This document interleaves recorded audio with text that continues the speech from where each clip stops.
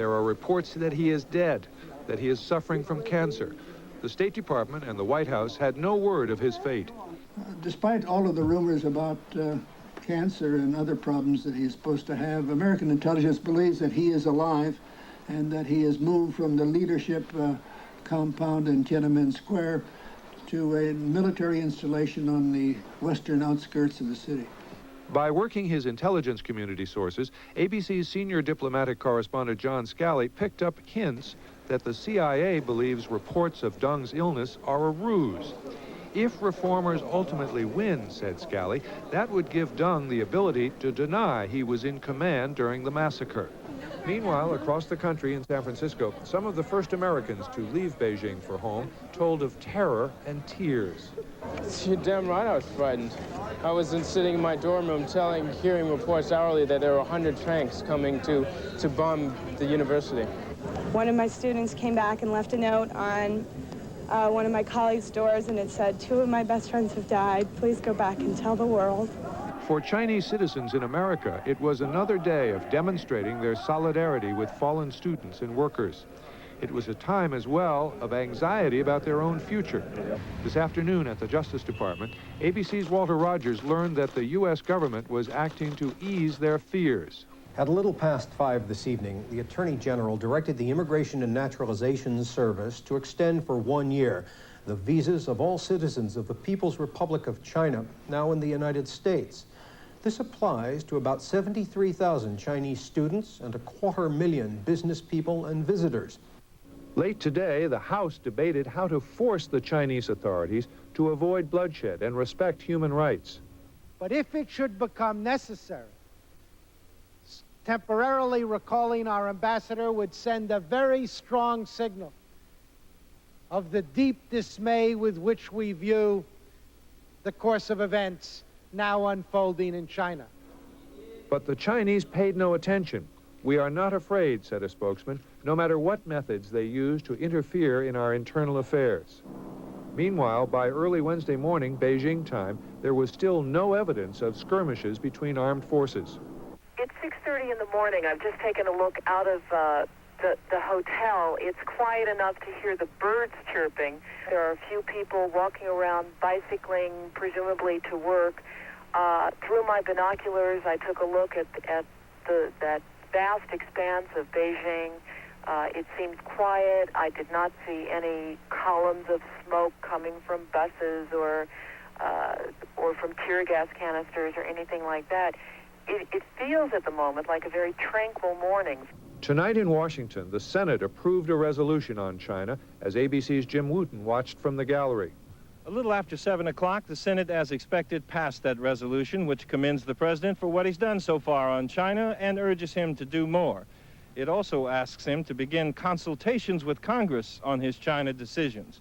It passed 100-0. For the moment, there is an uneasy feeling that a decisive battle is shaping up and that in the coming hours or perhaps days, without a change in direction, there will be more bloodshed. This is John Martin for Nightline in Washington. Between that last report that you heard from Jackie Judd, which was just about 5 or 6 hours ago, and the present moment, which is 1:45 in the afternoon in Beijing, there has indeed been activity. Thousands, perhaps even more than 10,000 troops may have been removed from the center of Beijing. They have been moved out in a northerly and easterly direction. We'll be talking with our correspondents in Beijing about that and what the troop movement may mean when we come back. We'll be going live to some of our people on the scene in Beijing, and we'll also talk with 2 Americans who just got back to the United States from Beijing today. Our correspondents in Beijing, but they in turn with some of the people who have a vantage point over some of the scenes that have been taking place during this morning, that is Wednesday morning, Beijing time. It is now, as I told you a moment ago, about 1:45 in the afternoon, Beijing time. One of our cameramen, Jim Fitzgerald, with whom we tried to get in contact just a few moments ago, I think we have now established contact. Jim, can you hear me? Jim Fitzgerald? Yes, I read you, Ted. All right. If you'd be good enough, Jim, just to give us as detailed a description as you can of that troop movement that took place this morning, Beijing time.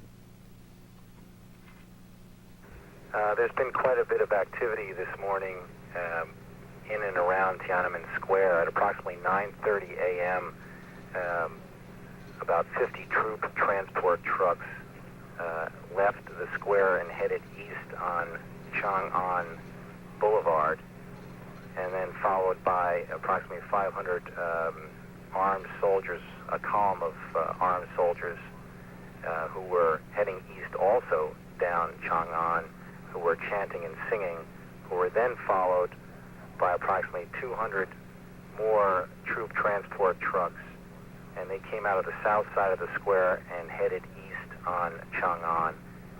And then following that, approximately 11 a.m., there was one tank followed by 2 armored personnel carriers.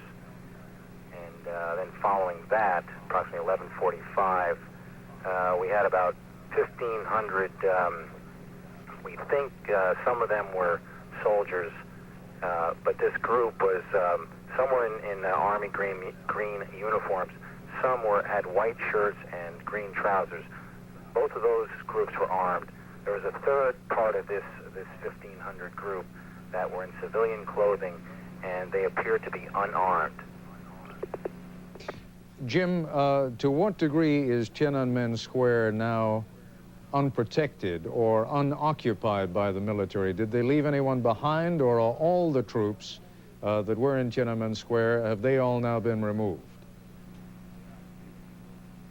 It's hard to say whether or not all the troops have been removed. Most of the tanks are still there. They're parked on the north side of the square. There are sentries or soldiers that are in sentry-like positions in the square, spaced in a grid-like pattern. And there are also some soldiers also in a sentry-like pose on the east side of the square, facing down Chang'an Avenue from the square. We have seen some wire service reports, Jim, that the soldiers, at least after they left Tiananmen, were firing their weapons, mostly in the air, but there have been a couple of wire service reports which have suggested that as they passed the diplomatic compound, some of the soldiers actually fired at the buildings. I have no way of knowing whether you could see any of that or whether you have heard any of that. And if you haven't, just tell me what else you can add to what you've already told us, and then we'll move on to our colleagues who are in another location. Ted, we did hear some of the firing. They had already passed my vantage point here. We heard the firing, but we could not see the troops at that time. The only other thing that I might add is that there are very few civilians on the streets at the blockade points where they had been in the past few days. There are still some, possibly 100 to 200 of them, and they're scattered, and a lot of them are on bicycles, and they move back and forth up the from one barricade to the other, and then they scatter if there's any troop movement. And that area is it's fairly quiet there. All right, Jim Fitzgerald, thank you very much. I should point out to our audience that we have been looking at freeze frames that have been fed over the telephone of some of the videotape that Jim Fitzgerald has been shooting. We have 3 of our other colleagues standing by, as I said, at another location in Beijing. Kyle Gibson, Jackie Judd, Jim Laurie. Whichever one of you can add the most to what Jim Fitzgerald has been telling us, please do. Any idea of where the troops have gone, or for that matter, why? Ted, this is Jackie Judd. We know that Go ahead, Jackie. Cut north and were joined by some tanks. We're not quite sure where they headed from there. The last sighting we had of the troops, they were about 3 to 4 miles. Let me just interrupt you, folks. Jackie, let me interrupt you for 1 second. You are off mic. I don't know who has the telephone, but you don't at the moment. So, Kyle, I think I could hear your voice a moment ago. Either give your phone to Jackie, or if you would pick up. Well, Ted, I'll start and then I'll let Jackie pick up. We were about to leave our hotel at 10 o'clock this morning. That's the hotel just east of the Beijing Hotel, the Palace Hotel. And at 10:10 a.m., we heard a lot of gunfire. This was just after Jim Fitzgerald had notified us of the troop movements. After that, we left the hotel and were able to make our way east and northeast to the Great Wall, Sheraton. And we did see a lot of troops posted at intersections, blocking intersections. It was not possible for us to see these troops that had left Tiananmen, where they were going. And I think maybe someone else on the call has been able to establish where they were going. I'm not sure. I've heard that they went on past the diplomatic compound and that no gunfire has been heard beyond there yet. But I'm not sure that anyone knows exactly where they're going. All right. Jim Laurie, can you hear me? Yes, I can, Ted. Do you have any idea? We've simply been looking at a map, and I'm not asking you to draw any unwarranted conclusions, but the airport, for example, lies in an easterly direction from the city. Is it possible they could have been heading out there? I think, Ted, we simply cannot say. I mean, they were heading east out of the city from Chang'an Boulevard, from Tiananmen Square. There have been reports of other military units on the outskirts of the city. I think it's just simply too early to say. There's not enough information. All right, let me just read you something that's coming over one of the wire services now. Hardline Premier Li Peng and two other conservative leaders reappeared Wednesday in state media broadcasts, an indication that they control the troops and armor massed in the embattled capital. You want to draw any conclusions from that? Ted, I am not aware of those reports. I am aware of some other reports that are coming in from the state media. For the last 24 hours, they have been engaged in an active propaganda campaign. It's the first time since the killings on the weekend that the media has taken an active role. For example, the Chinese government foreign ministry spokesman was on the air this morning issuing a statement expressing this government's dissatisfaction with President Bush's comments regarding China. According to the Chinese government, the actions that Mr. Bush has taken were, quote, unwise and short-sighted, and the government here hoped that in the long term, relations would return to normal and the U.S. would take a long-term perspective. At the same time, they have been repeatedly broadcasting video on television here which portrays the students and so-called ruffians or hooligans in the streets as the ones responsible for the military reprisals over the weekend. All right, Jim, I have to cut you a little bit short there. Jim, forgive me for interrupting. I have to cut you a little bit short. We'll be coming back to you and also to Mark Littke, who is standing by in Shanghai. But when we return, we'll be talking with two Americans who've just arrived. Please go back and tell the world. How were they killed? They were shot by troops. Jennifer McFarland, the woman you've just seen and heard, has been a teacher at Beijing's Teachers University for 3 years. She returned to the United States from Beijing just this afternoon and joins us now live in our San Francisco bureau. Also with us from San Francisco, another American just back from Beijing, Anthony Witt. Is it Witt or Whitty? It's Witt. Witt. A senior from the University of California at Berkeley who was spending his senior year at Beijing University. It has clearly been a very traumatic few days for you, and I wonder if you can just sort of draw a word picture for us of what these past couple of days have been like and what the last few hours in Beijing were like. Either one of you, whoever wants to begin. Well, the city itself is just confusion. It's just chaos right now. It's a state of anarchy. All of my Chinese friends have come to visit me before they left and just were shocked, disbelief about what this government had been doing. An American asked me on the plane home, was this an inevitable result? And the answer is no. The government had almost drawn this to a conclusion by not doing anything, by being apathetic. And then all of a sudden they just turned around and began a massacre, a murder against unarmed students. They used tanks and bullets that explode on impact. They're murdering their citizens, and this is in no way inevitable. It was their choice.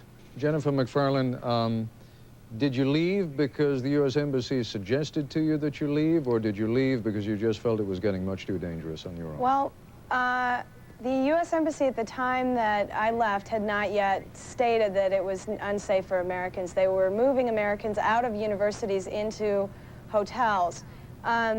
However, I must add that the embassy was very slow in its reaction. Most of the other foreign students from other countries had already been moved out. I realize there are many Americans in Beijing, but the Japanese had already been moved out, and there are more of them than there are of us. So we were left terrified.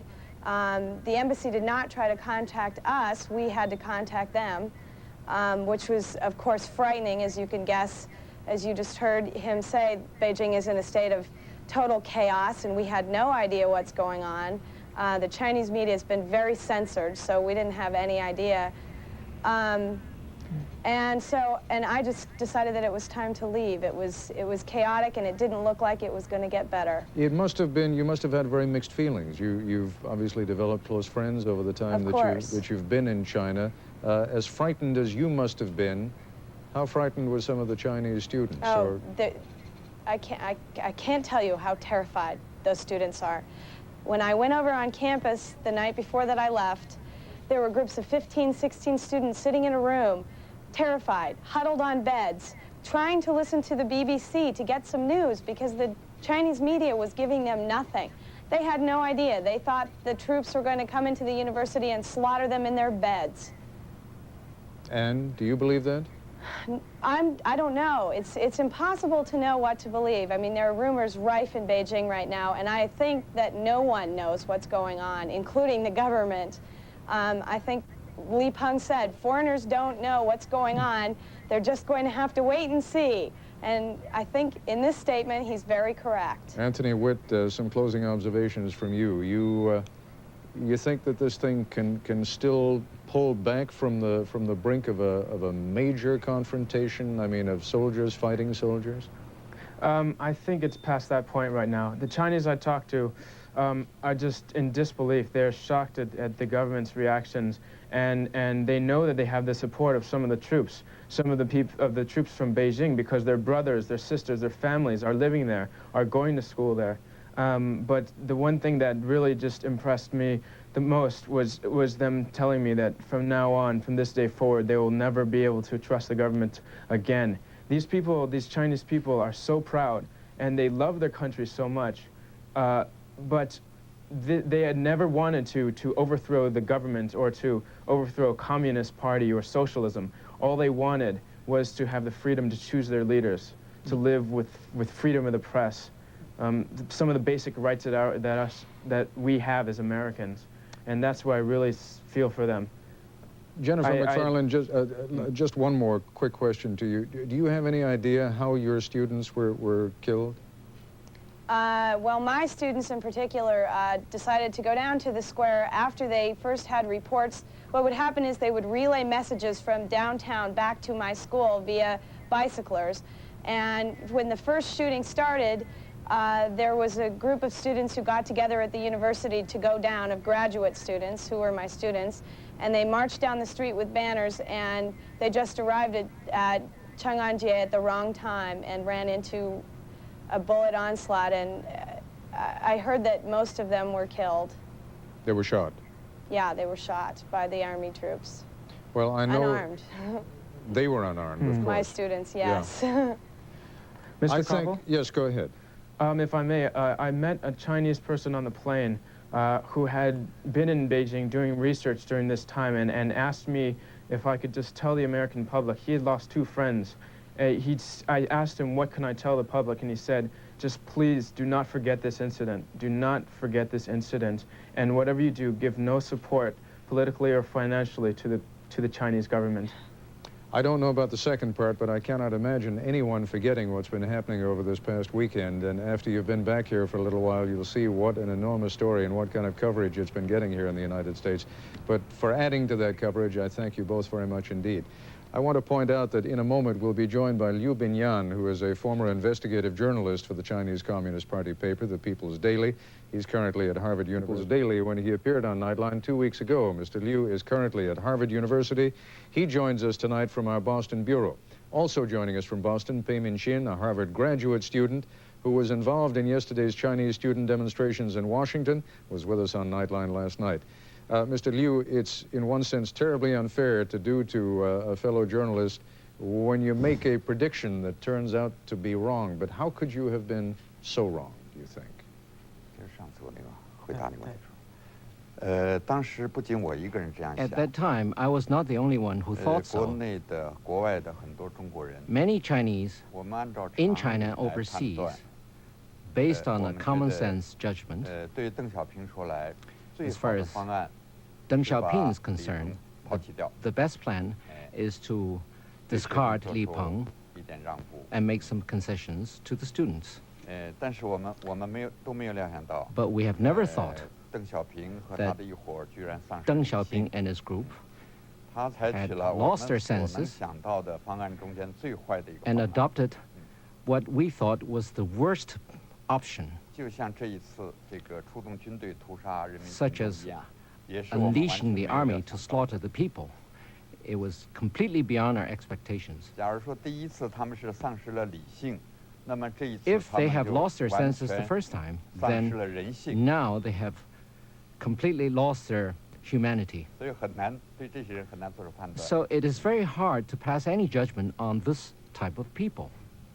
Let me ask Mr. Pei Min-shin, I know you are constantly in touch with friends, family, colleagues in China. I don't know if you've had a chance to talk to anyone since the movement of the 27th Army, the troops that have just moved out of the center of Beijing during the past few hours.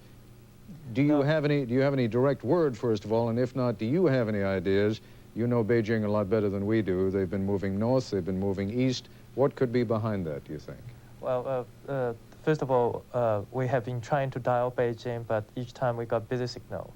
I think if the troops alone are moving toward Beijing, it presents a very complex issue because their tanks are not with them. If they've got to fight other units, I think their tanks have got to follow them, if not lead them. And so I really don't know how to predict. And our cameraman at the top of the broadcast specifically made the point, as I think you are correctly noting now, that the tanks have been left behind. So you're saying they're not going to engage another unit. Why would they be heading out at all? I mean, is this just a rotation, do you think? Maybe they've got words about, I'm guessing now, possible air attack. We heard that the chief of Air Force has now defected from the current regime and chosen the reformer side, and perhaps they want to spread their infantry thin to avoid perhaps a concentrate air attack. I don't know. Mr. Liu, do you have any theories on what may be happening now, on why the movement out of the center?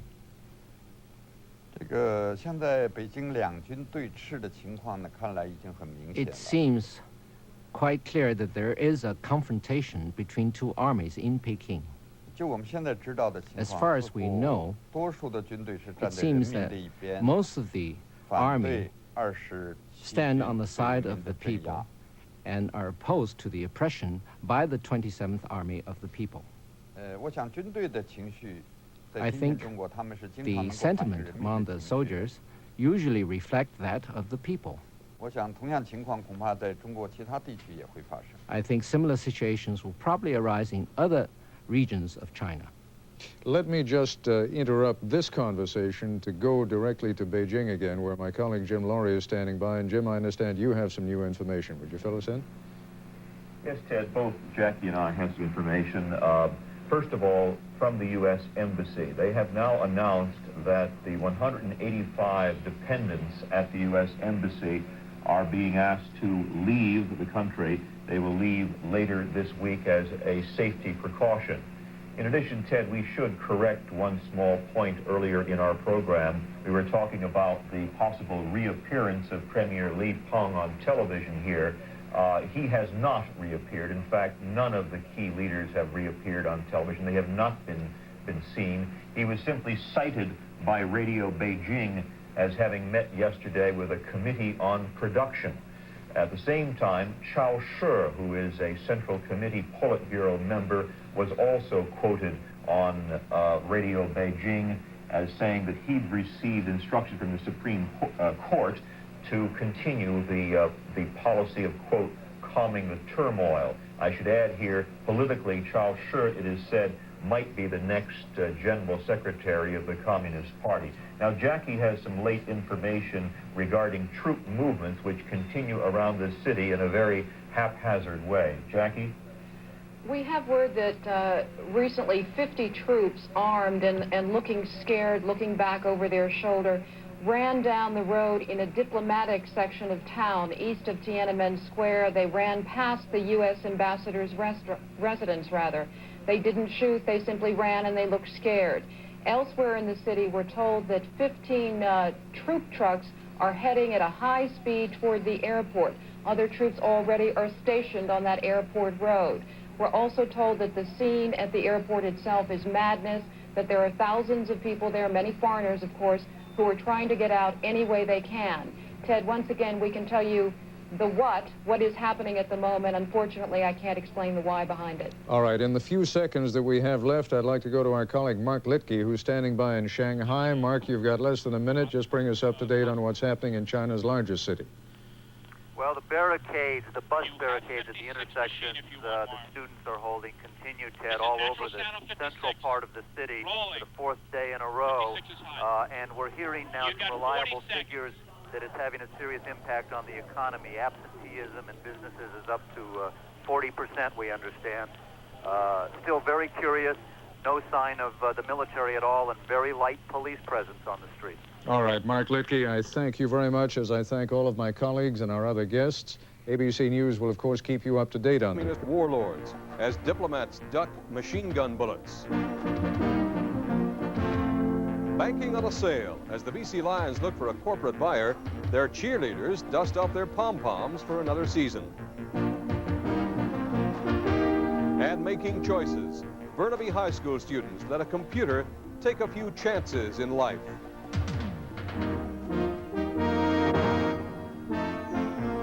The News Hour with Tony Parsons. Good evening. Chaos and confusion, mayhem and murder in the streets.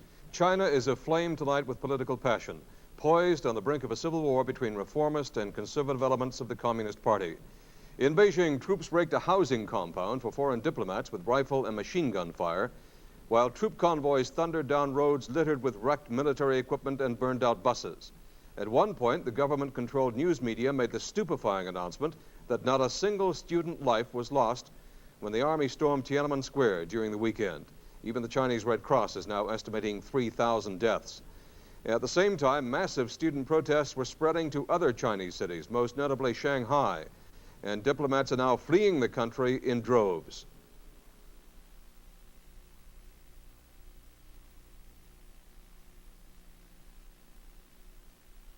Most of the day alternating between curiosity. Beijing spent most of the day alternating between curiosity and terror as huge troop convoys moved through the city center. Units of the 27th Army, which led the weekend massacre, withdrew from Tiananmen Square heading east as if to do battle.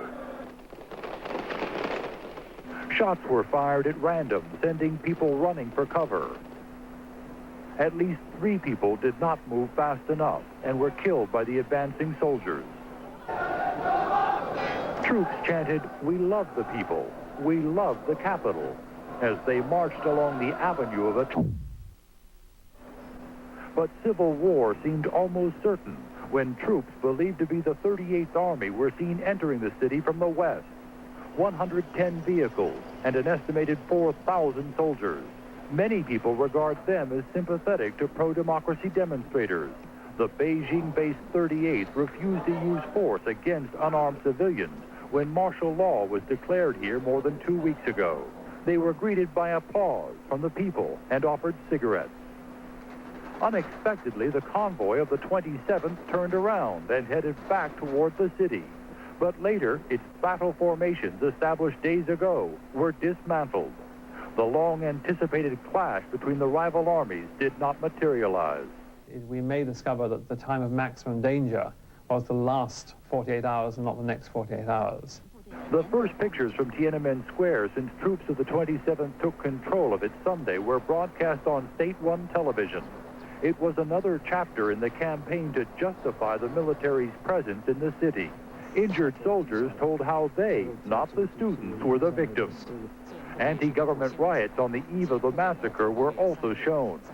A martial law officer said not one person died in the square, even though the government previously stated that 300 had died, and others estimate the number of dead at 1,000 or more. And eyewitnesses continue to describe the gruesome scene. This gun-happy soldier was firing indiscriminately into the crowd, and 3 young girl students knelt down in front of him and begged him to stop firing, and he killed them. And an old gentleman put his hand up because he wanted to cross the road, and he shot him. And then his magazine of his gun was empty, so he tried to reload, and the crowd came in and hung him from a tree. Tiananmen Square is still occupied by the 27th, but its forces have been reduced. An indication some believe that there is newfound solidarity among China's current leadership. Beijing radio reported Premier Li Peng attended meetings today along with the president Yang Shun-kun. It was the Communist Party's way of telling the public who was in charge of the country. Who is in charge of the party is still in doubt, but there are strong indications that Cao Shi, China's security chief, has taken over. The people were also given a warning on the same broadcast. Anyone violating martial law or resisting arrest will be subject to immediate execution. Emergency efforts to get Canadians out of China were stepped up today. A chartered Canadian Airlines jet flew 200 Canadians from Beijing to Tokyo last night. And a pair of DC-10s will fly to China Friday and Saturday to pick up another 400 people who want to come home. In Ottawa, the External Affairs Department has set up a toll-free hotline number that people worried about Canadian friends or relatives in China can call. The Mulroney government is also considering chartering a fleet of smaller planes to pick up Canadians in more remote areas of China as the chaos and the violence spreads. We have more from Harvey Oberfeld in Ottawa. Another demonstration this morning outside the Chinese embassy in Ottawa, condemning the massacre in that country. And joining in this day, a group of Ottawa high school students who decided to get involved. We're just here for the freedom of the people in China, because because people are getting killed and stuff, and it's not right. We just think it's pretty bad what's happening out in China, and we can do what we can. Meanwhile, at External Affairs headquarters, officials are busy handling calls from worried Canadians. And the Canadian Embassy's number is 532. Phone number or any kind of, any way of contacting her directly? A toll-free hotline has been set up to take questions and check lists of Canadians known to be safe or known to have left China in the last few days. Dalian is here. But this is extremely interesting. You know, Chinese calling us, wanting to get in.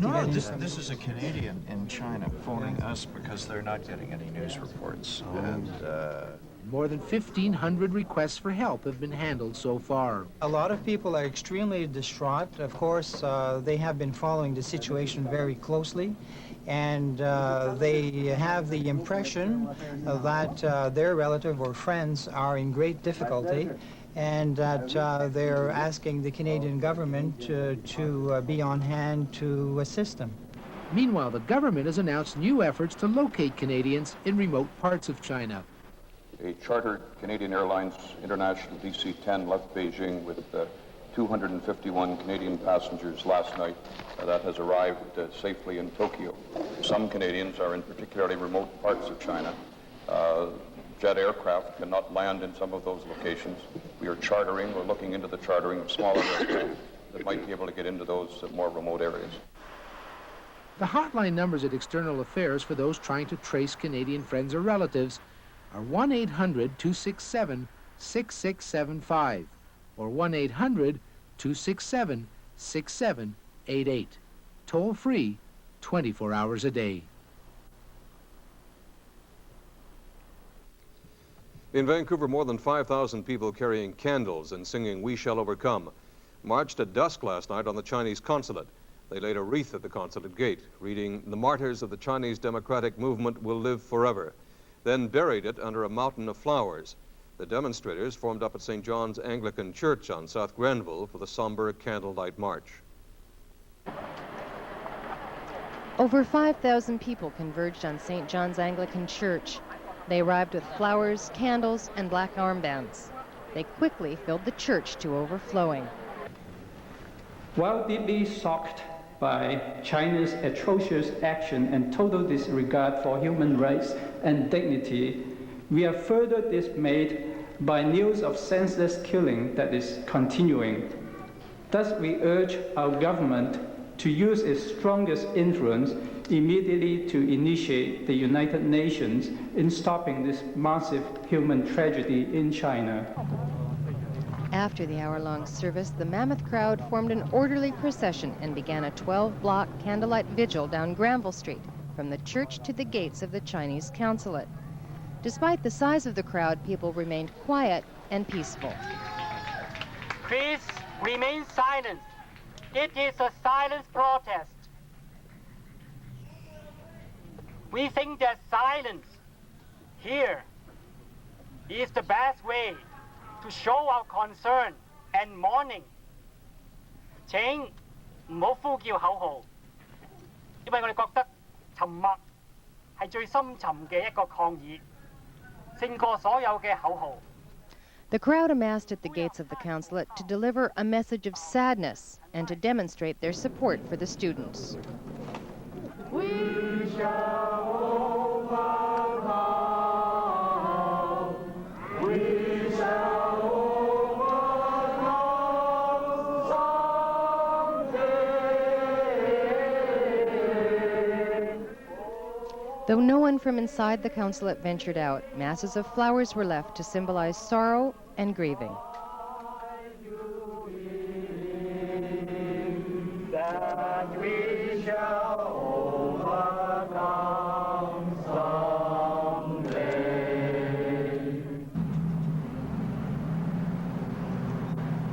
In the end, many left their candles and armbands on a consulate gate as the huge crowd quietly dispersed, hoping the symbolism of their actions will help their brothers in China.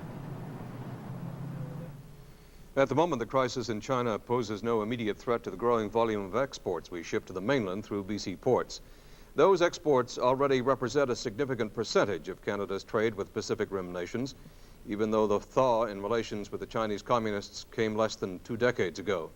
But as Alan Merridew reports, the most likely effect of the turmoil on the mainland will be a big jump in immigration to Vancouver from Hong Kong, which reverts to Chinese control in 1997.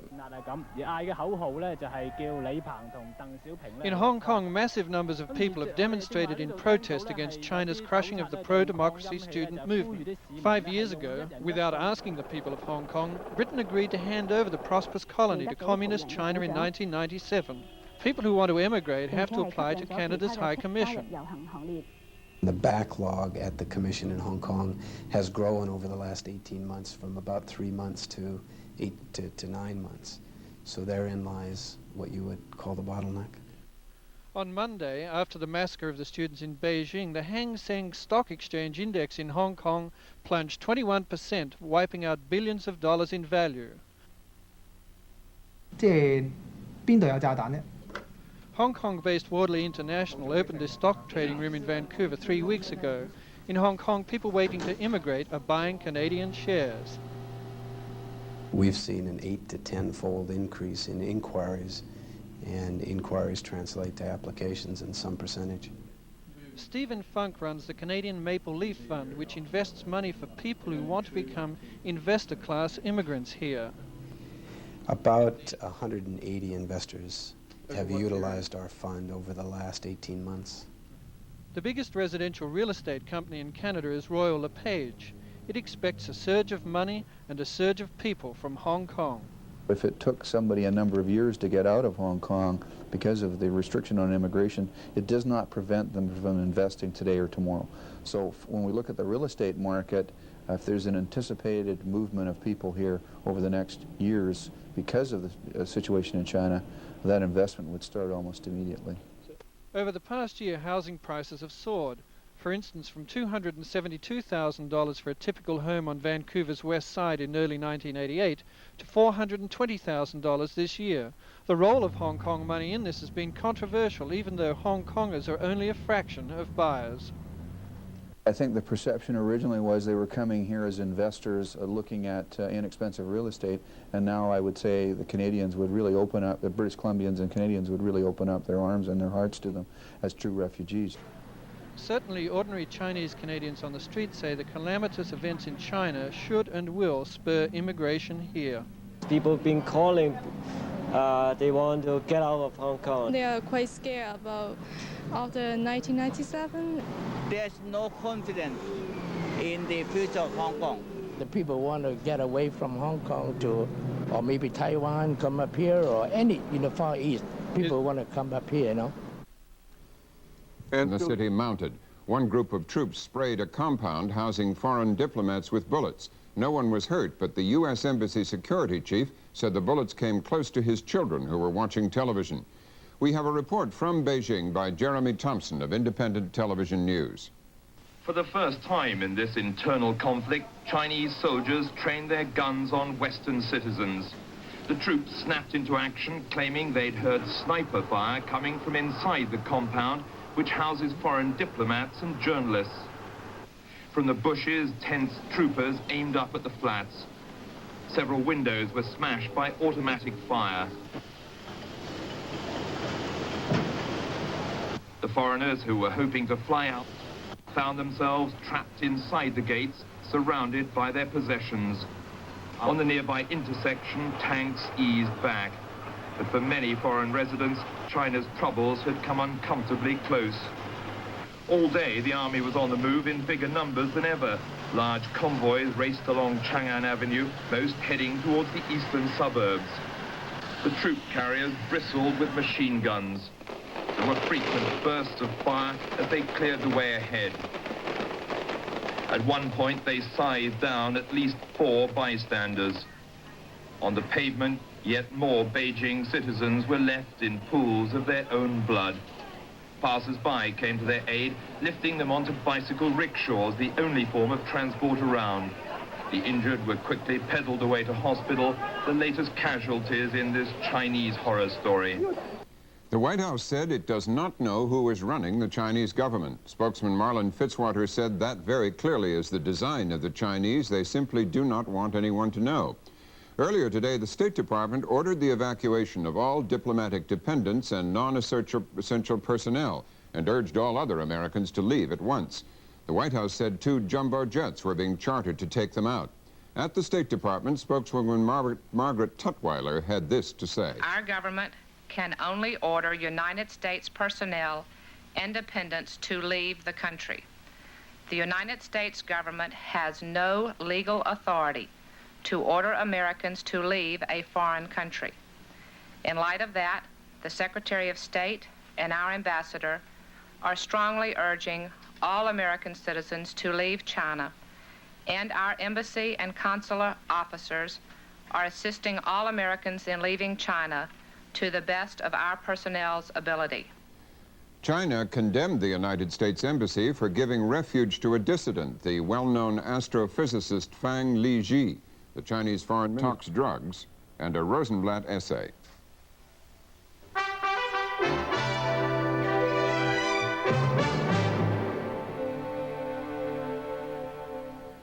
As we reported, things are chaotic in Beijing, with foreigners fleeing as army units roam the streets shooting at random. Bullets rip through the compound housing diplomats and narrowly missing the children of the U.S. Embassy security chief.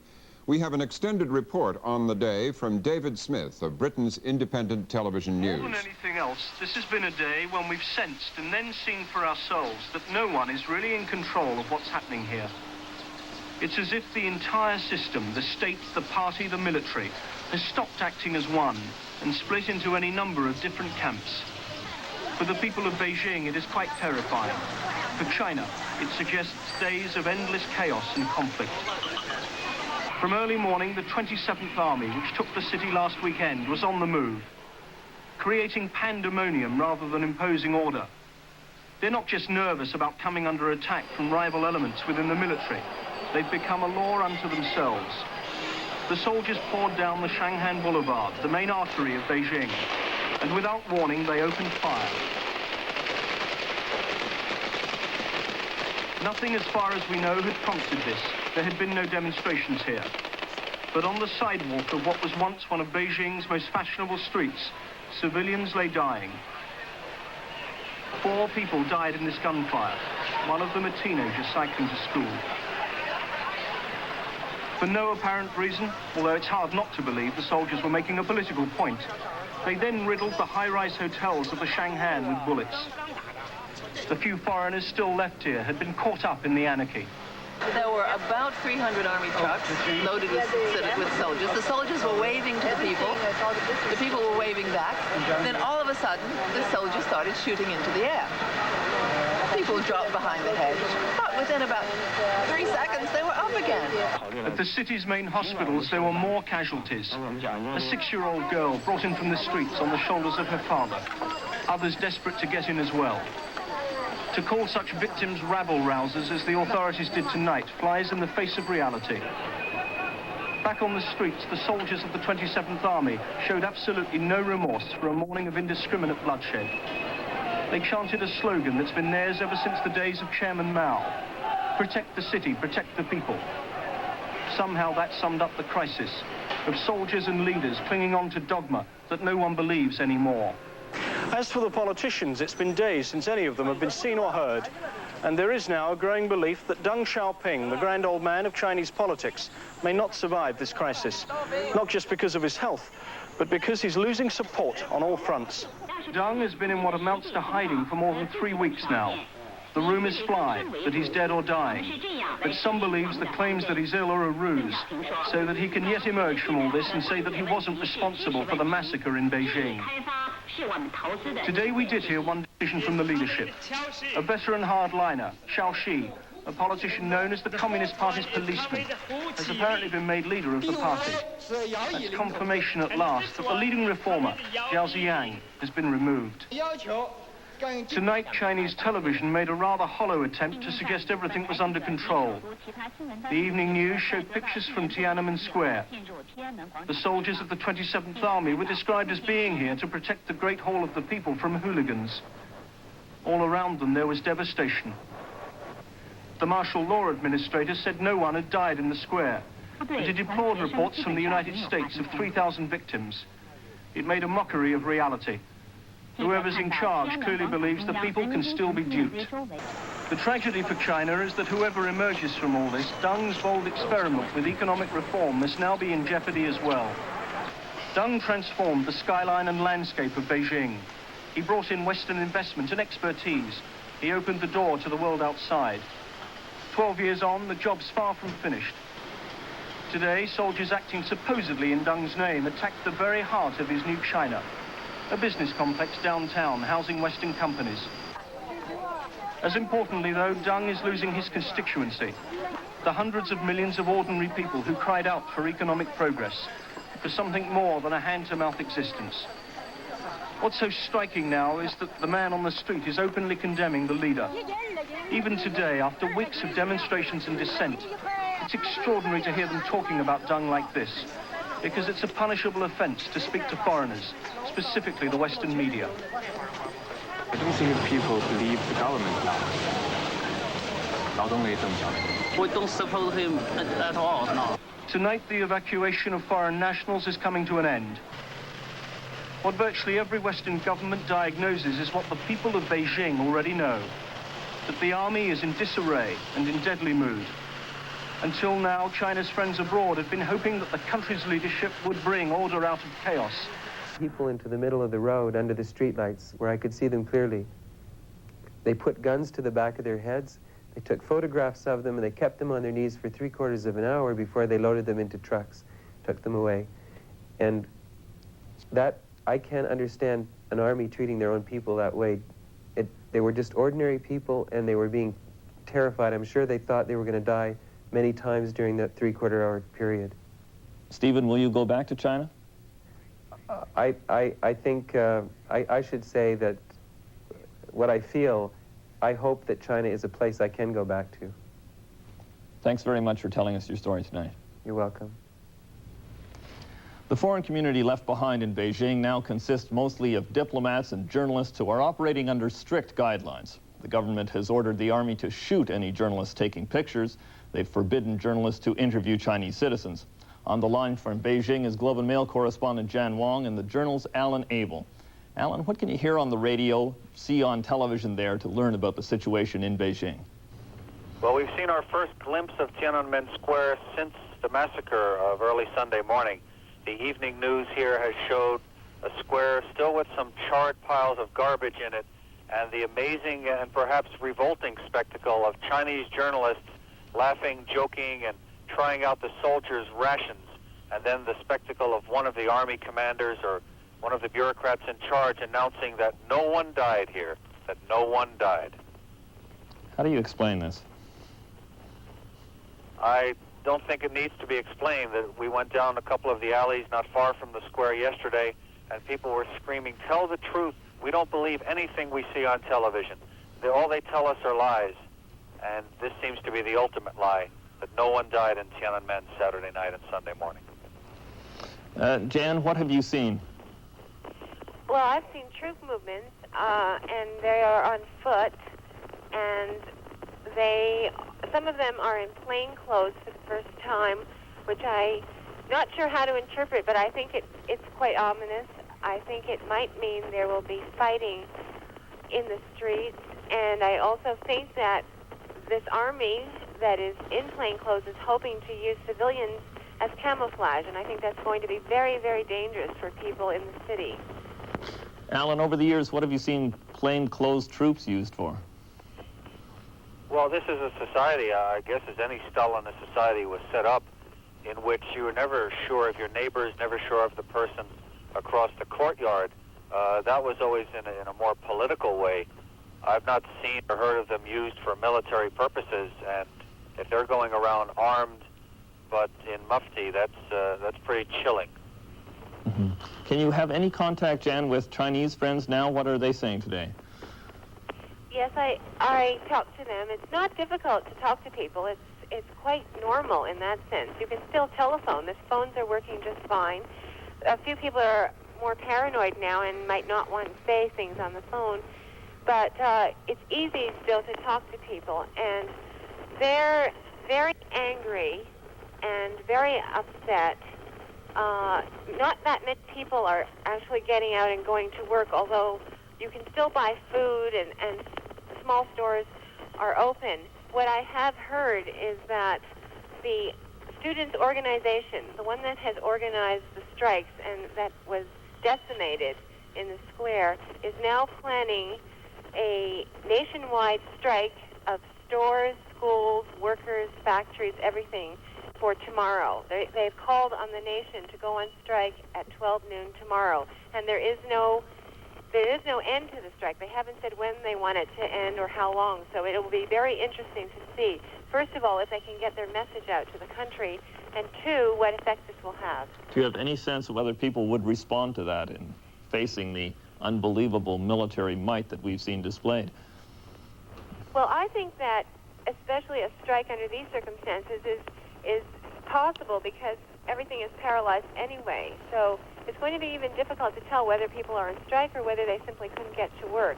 But I think there is deep-seated anger and deep-seated sorrow at what has happened over the weekend. Alan, the name of the day is Chao Shi. The latest leader we're hearing is on the upswing in the Chinese leadership. What do we know about him? We seem to know quite little. He's painted as a disciplinarian, as a hardliner. He's listed as being in charge of the discipline committee of the Central Committee of the Communist Party. It was probably worthwhile to note that on the most recent newscast, there was a long letter read, signed by the discipline committee, one would assume by Chao Shi, saying that victory had been scored, but calling obviously on hooligans to stop hooliganizing, people to stop throwing stones at troop convoys, and generally for everybody to settle down and behave like nice little Chinese again. So it would certainly seem that he's on the authoritarian disciplinarian side, but it's no great revelation that those people are now in control. What is your sense, finally, in a few words, what is your sense of the mood in Beijing tonight?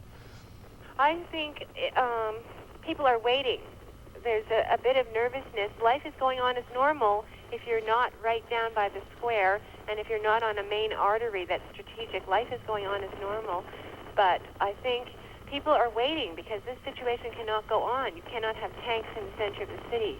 So something is going to happen. I think that's what people think. Okay. Alan and Jan, thanks very much again. Good night. Good night. In a moment, the Chinese leadership. Is anyone really in charge? The Journal's coverage of the struggle for China. Considerable armies roam the streets of Beijing. The world is still waiting for signs that someone in the Chinese leadership is taking control of the situation. The only word from Radio Beijing was a hint that a man named Cao Shi has taken over the leadership of the Communist Party. A diplomat who knows many of the Chinese leaders personally is Winston Lord. Until this spring, he was the U.S. ambassador to China. Ambassador Lord, you've had the benefit of all those years of intelligence briefings about the Chinese leadership. Can you make out what's going on there at the top in China tonight? At this point, no one can make out what's going on. About the only thing we can be confident about is that no one seems to be in charge. We've had several days now with not a single important leader appearing on Chinese television or radio or being quoted. There's been one or two brief references to this man Cao Shi and some others, but nothing definitive about anybody being in charge. So that sort of confirms the fact that there's still obviously a political power struggle going on, and perhaps on the brink of a military struggle. What do you know about this new name we're hearing, Cao Shi? He's one of 5 people on the Standing Committee of the Politburo, which is the highest ranking organ of the Chinese party and government. The first thing to keep in mind about him is you cannot put a label on him. I don't know a single expert on China who could tell you whether he's a moderate or a hardliner. He has risen fast in recent years, the last 8 years or so, and has been acceptable to both moderates and conservatives, suggesting either that he's fairly neutral ideologically or that they don't consider him a real threat in terms of being a potential leader. Do you still see this as a hardliner moderate fight? Certainly. I think there's no question that there's a large part of the leadership that is revolted by the massacre this past weekend and has felt all along that the reasonable student and other demonstrators' demands should be met, versus the other hardliners who clearly felt that there was going to be chaos as they defined it, and tragically and brutally and stupidly chose to put down this peaceful demonstration by force. You know, it seems like the hardliners have come into Beijing. They've taken control of the city. They have control of the televisions and the press statements coming out of the government. Haven't the hardliners won? Well, temporarily they have the edge for all the reasons you just cited. But none of the hardliners has been on television saying, here I am, I'm in charge, for example. And there hasn't been any meeting to purge Zhao Ziyang, the leader of the moderates, which has been rumored for weeks. And they would certainly do that if they were in control. And you have military units that have suddenly hesitated and haven't charged into the campuses, for example, and obviously opposing units facing off. Plus you have these disruptions in all these other cities, economic slowdowns, transportation strikes, some other violence and killing. So obviously it's fairly finely balanced. But yes, the hardliners now, for the reasons you cite, have the temporary edge. Maybe the permanent edge, we'll have to see. Why does Deng Xiaoping not appear on television? There's several explanations, none of which we can be sure of. We do not know whether he's alive and well and directing all this, whether he's doing it in a general sense and leaving the details to others, or whether he's detailed involvement is happening, or he may be sick, as has been rumored, and doesn't really know what's going on, or possibly he could be dead. So it could be any one of these elements. The evidence does suggest, and his instincts for maintaining order does suggest, that it's plausible that he has been behind this hardline movement all along. You've met him many times. Do you believe he's capable of such a crackdown?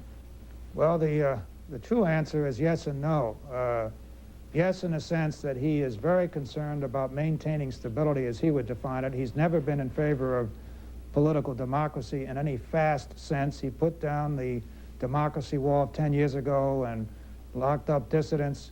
So he's got that streak to him, and therefore and he's been quoted as saying we have to suppress these demonstrations even if we lose some blood and shed some blood and have international condemnation.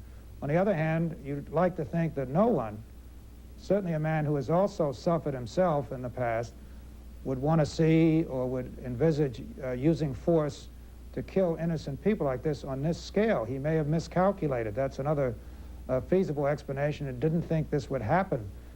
He, of course, has done many good things for China over the last 10 years, brought them back from the Cultural Revolution, opened China to the outside world, instituted economic reforms.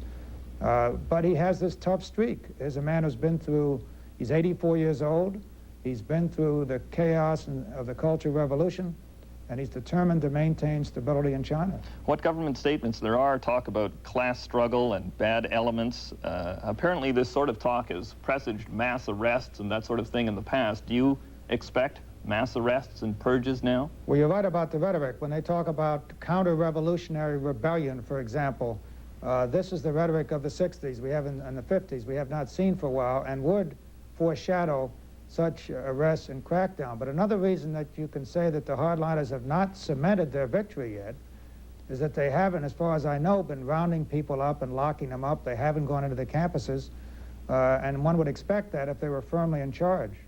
Do you think this uncertainty can go on? Does somebody have to exert control and be seen to be exerting control? Well, it could go on for some time. It looks like they're near a climax, but we've been saying that for several days. One would hope that they could settle this behind closed doors by who's marshaled the stronger forces, military, political, and elsewhere, and not resort to fighting it out in the streets. Of course, another scenario is that it goes on considerable time, but you have a disintegration of all authority, and you have a lot of different regional situations and chaos. That's also very possible. Thanks very much for this, Ambassador Lord. Good night. Nice to talk to you. The upheaval in China is sending shockwaves through Hong Kong. Under an agreement between Great Britain and China, the colony will be annexed by China in 1997. But the people of Hong Kong are now very worried about falling under Beijing's control. It's not just the difference in size. The chaos in Beijing is threatening the lifeblood of Hong Kong, capitalism. In the financial citadel, the stock exchange, they're feeling jittery. Multinationals have postponed 6 major projects in Hong Kong and China. Billions of dollars are on hold as confidence drains out of the market. Investors are besieging the Hong Kong branch of the Bank of China to draw out their savings. And the public outpouring of support for the Chinese reform movement is growing. A general strike was called for today, and many stores and offices were closed. The stock exchange remained open, but traders wore black armbands. Mourning is mixed with outrage and disgust at Beijing officials. Hong Kong wonders exactly who are its future partners in China. From Hong Kong tonight, one of the leaders of the current protest. Martin Lee is a lawyer who, until recently, has been helping to draft the constitutional agreement between Hong Kong and Beijing. Mr. Lee, do the citizens of Hong Kong already feel directly involved with what's happening in Beijing? Very much so. I think at the moment, the hearts of the Hong Kong people are bleeding for their brethren in Beijing. And they have participated in the recent demonstrations in hundreds of thousands. And they know, of course, that the students in Beijing have been branded as counter-revolutionaries, which means that we are also guilty of a similar crime. Now, therefore, in those circumstances, to hand over 5.5 million people of Hong Kong to this present regime would be like handing over 5.5 million Jews to the German Nazis during the Second World War when they were born in a British territory. What do you feel you can do about it? Well, very little. But in Hong Kong, of course, we are almost fully united to a man. Until recently, we are split. There were what we call the pro-China elements in Hong Kong, and then the pro-Democrats. But in recent times, we were marching side by side in these processions, all giving our support to the democratic cause in Beijing. You know, a lot of people have been emigrating from Hong Kong. A lot have been coming to Canada. Do you expect emigration to increase? Will more people panic and try to get out of Hong Kong now? I think the younger people now are more fully committed to Hong Kong than ever before. They want to stay. They want to help China to fight for a better future. But then the older ones may have seen enough And I'm afraid the older ones will be more inclined to leave, even more than before.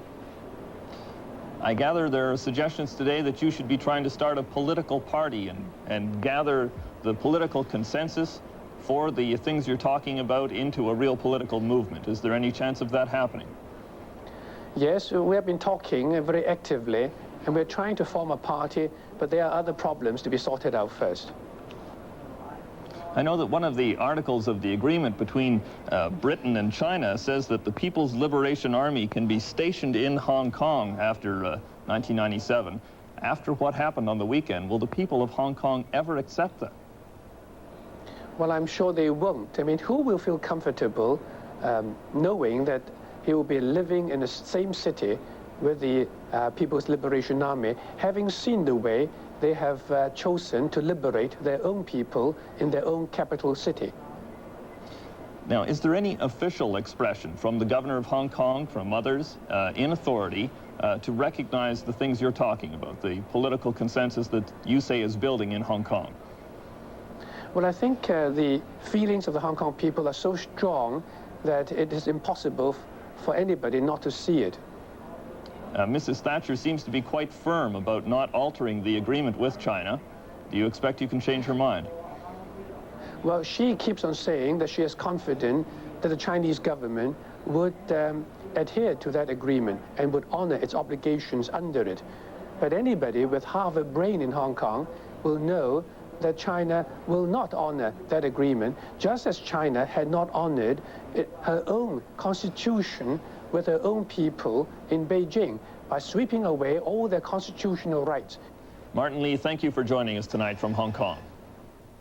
We'll be back in a moment with more of these dramatic events in China as the Journal's coverage of the struggle for China continues. This gun-happy soldier was firing indiscriminately into the crowd, and 3 young girl students knelt down in front of him and begged him to stop. Last night we brought you an interview with the Beijing correspondent for the Sunday Times of London. As we were speaking to Louise Branson, we could hear tanks and gunfire outside the compound in which she lives. We managed to get through to Louise Branson again. She joins us on the line now to tell us what happened to her last night after she put down the phone. Louise, when we spoke to you, you were describing that military activity outside your window. At the end of the interview, you had to escape in a hurry. What happened? Well, we were very scared at that point. It seemed as though we were hostages of the 27th Army.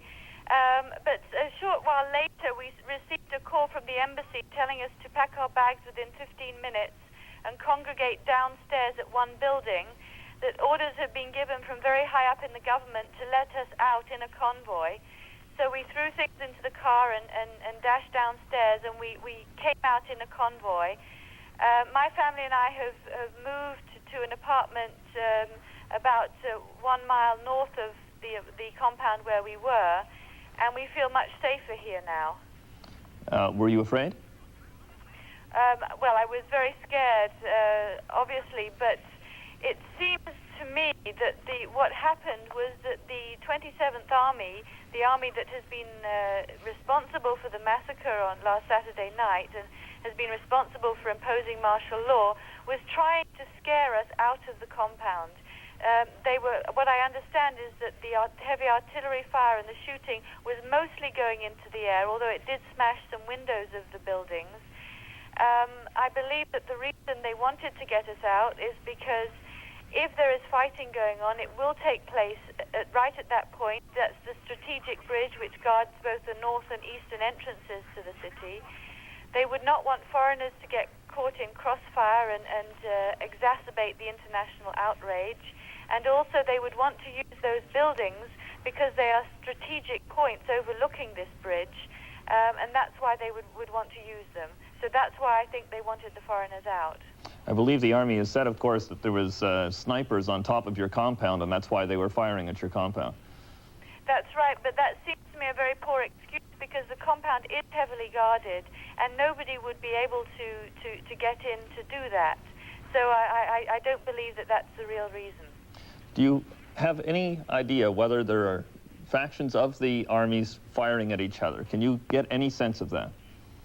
It's impossible to say. Beijing is a city of rumors right now.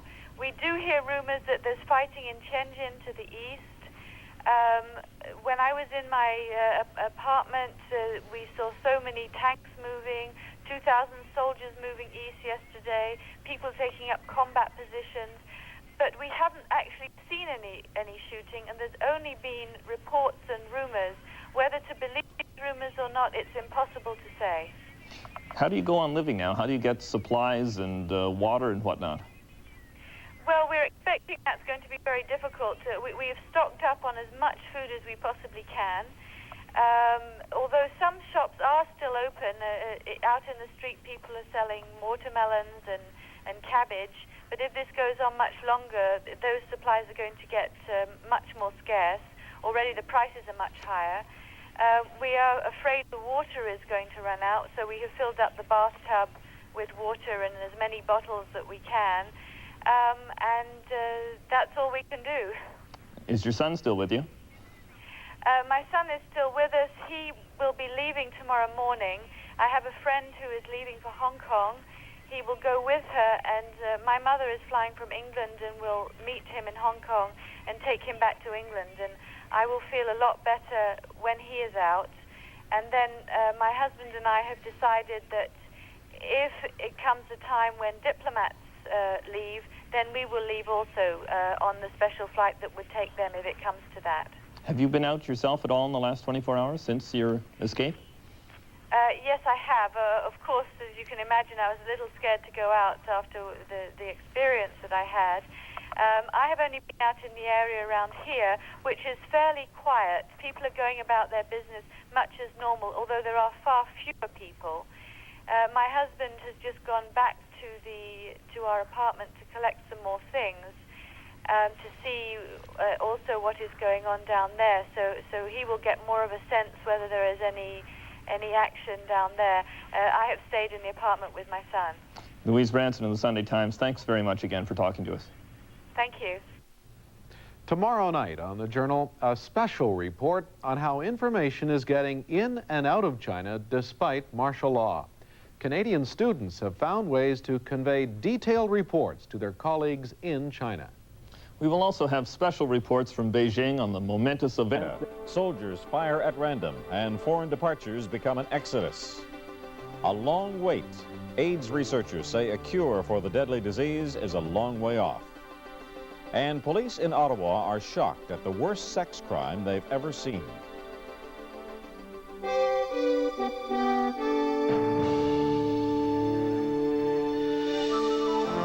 The CTV National News with Lloyd Robertson. Good evening. Another day of violence and bloodshed as the crisis continues in China, and foreigners are scrambling to get out. In Beijing today, soldiers opened fire in the streets as they moved to new positions, sometimes firing at random, at other times shooting into crowds and into a foreign housing complex. Jim Munson has the story. Chinese troops on the march, this time from their base in Tiananmen Square. As they headed east chanting slogans, "The People's Army loves the people," they fired into the air. Suddenly, a number of soldiers lowered their guns and shot directly into a group of people, citizens taunting the troops. Once again, death in Beijing. 7 were killed. As these soldiers from the dreaded 27th Army were taking up new defensive positions, others were peppering a diplomatic compound with a hail of gunfire. The soldiers claimed there was a sniper who shot one of their compatriots. The Zhengguomenwai compound was sealed off for 2 hours. Foreigners anxious to get out were not allowed to leave. After ransacking a number of apartments, the troops took away a young Chinese man who protested his innocence. The gates were then opened again. Amidst all this chaos and more reports of factional fighting between opposing armies in and around the city, we were able to take pictures of these troops. The crowds assured us they were friendly and were loyal to the ousted Communist Party General Secretary, Zhao Ziyang. Zhao opposed martial law. One intelligence source says senior leader Deng Xiaoping is still very much in charge of the country, despite reports that he is seriously ill. Meanwhile, state-run television stepped up its propaganda offensive. The first pictures of an empty Tiananmen Square. The troops had been moved temporarily, leaving the impression it was relatively calm in Beijing. It was eerie. Only 5 days ago, hundreds of thousands were here. Now sentries were guarding the national monument to the people's heroes. Unbelievably, the announcer was telling the nation no one except soldiers were killed in Tiananmen Square.